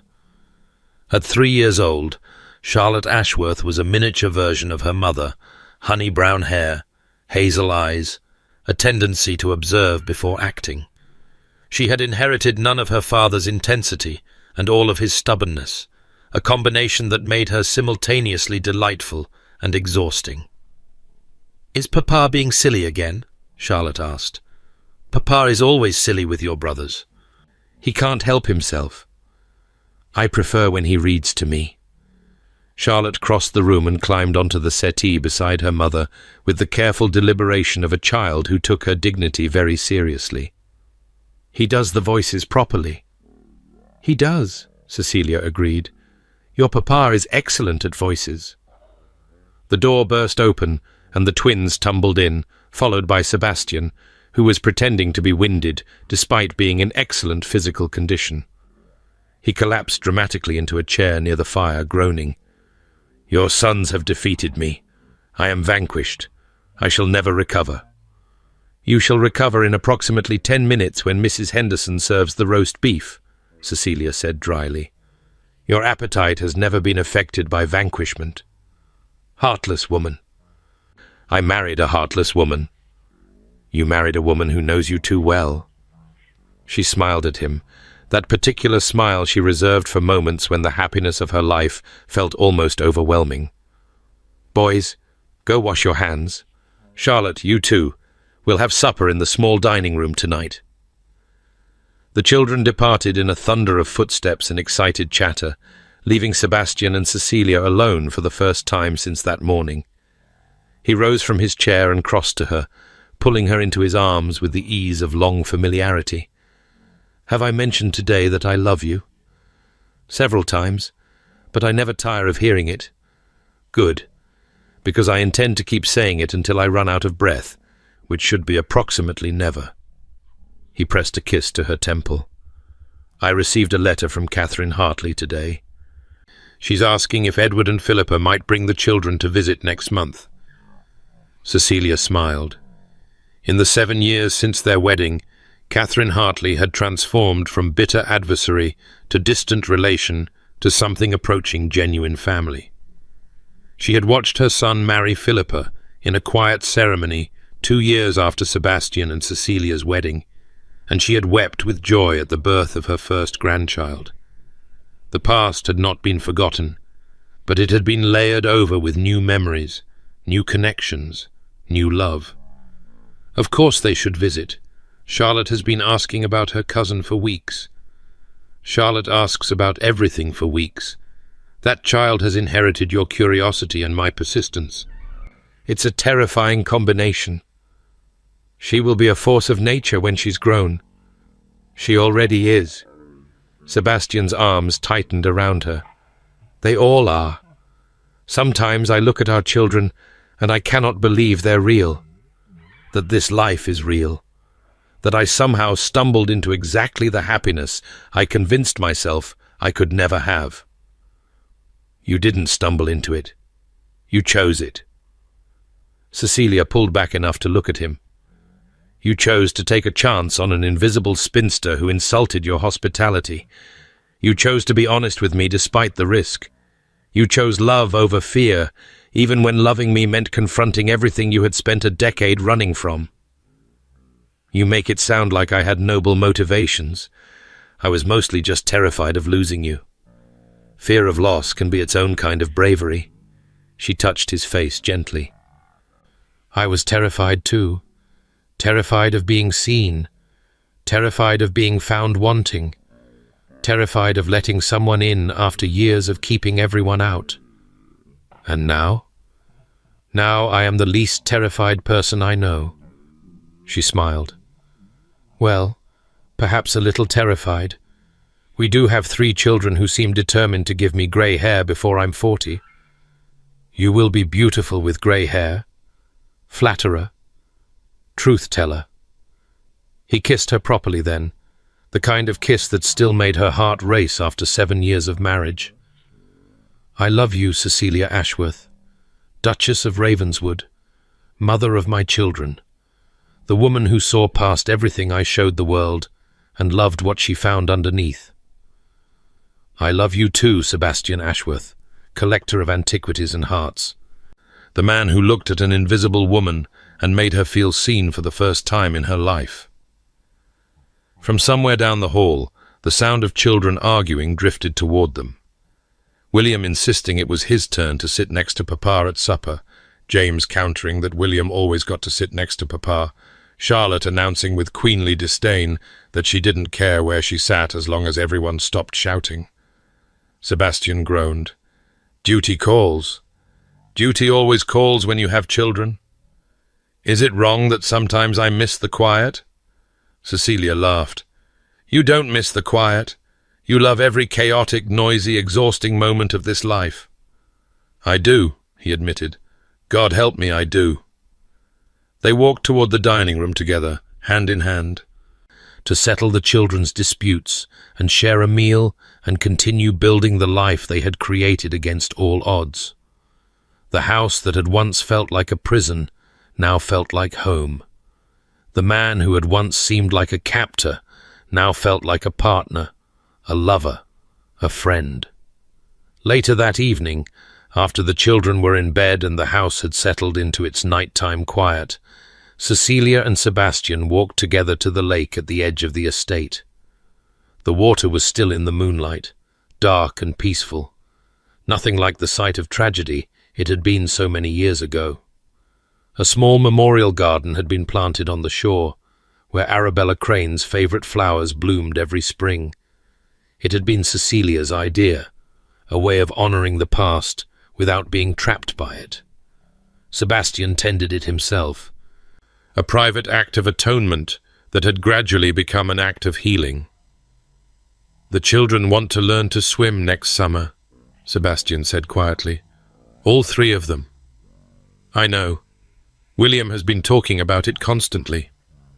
I thought... He paused, struggling with words that clearly cost him something. I thought I might teach them, if you think that's appropriate. Cecilia looked at him, seeing the vulnerability beneath the offer. For 7 years, he had avoided this lake except for his visits to the memorial garden.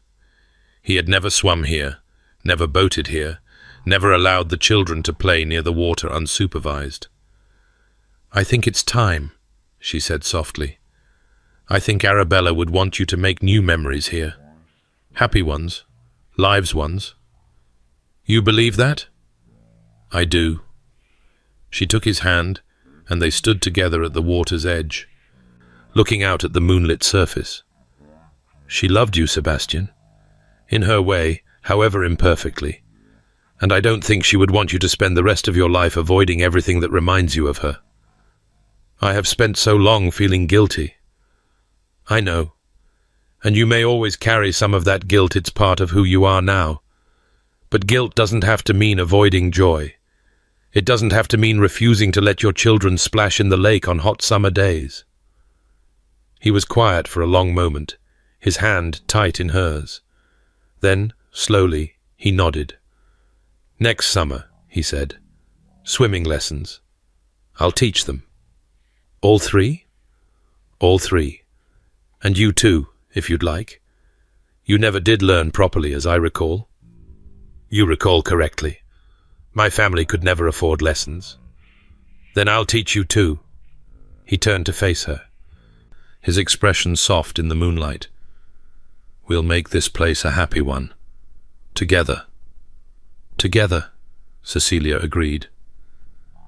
They stood there for a while longer, watching the stars reflect on the water's surface, thinking about the past and the future and the precious, fleeting present.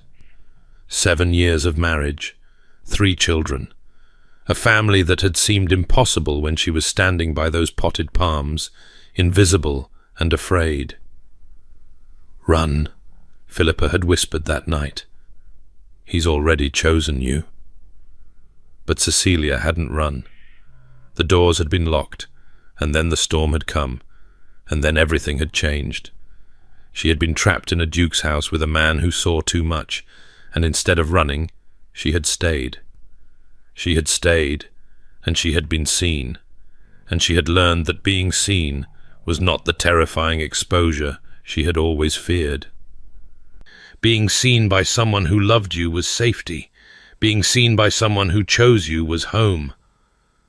What are you thinking about? Sebastian asked. The night we met, the locked doors, Philippa's warning. Ah, his voice was rueful. Not my finest moment, letting you think I had trapped you there deliberately. You didn't let me think anything. Philippa locked the doors, not you. I would have, though, if I'd thought of it. He met her eyes honestly. I would have done anything to keep you from leaving before I had a chance to convince you. I know, she smiled. It's one of the things I love about you. That intensity, that relentlessness, the way you pursue what you want with single-minded determination. Even when it's inappropriate? Especially when it's inappropriate. She leaned up to kiss him. You've never been one for convention, Sebastian. Why start now? He laughed, a sound that still had the power to surprise her. The Duke of Ravenswood, the cold collector, the man who never smiled laughing in the moonlight with his wife by the lake, where everything had almost ended so differently. I love you, he said again, because it was true, and because he liked saying it, and because after so many years of not believing in love, he had discovered that saying the words was its own kind of joy. I love you too, Cecilia replied. And as they walked back toward the house where their children slept, toward the life they had built against all odds, Cecilia thought about the woman she had been invisible, afraid, certain she was not enough. She thought about Philippa's warning that terrible night. Run. He's already chosen you. She hadn't run. The doors had been locked. And behind those locked doors she had found not a trap, but a refuge, not a collector, but a man desperate to be known, not imprisonment, but the freedom of finally being seen. The doors of Ravenswood Manor stood open now, welcoming anyone who wished to enter. The locked rooms of Sebastian's heart had been unlocked one by one, opened by love and patience and the stubborn determination of a woman who refused to remain invisible. In the end, Cecilia thought, that was the real story. Not a duke who collected brides or a spinster who insulted hospitality or locked doors or ice storms. The real story was simpler and more profound. 2 people who had been hiding all their lives, finding in each other the courage to finally be seen. And they had lived, as the stories say, happily ever after.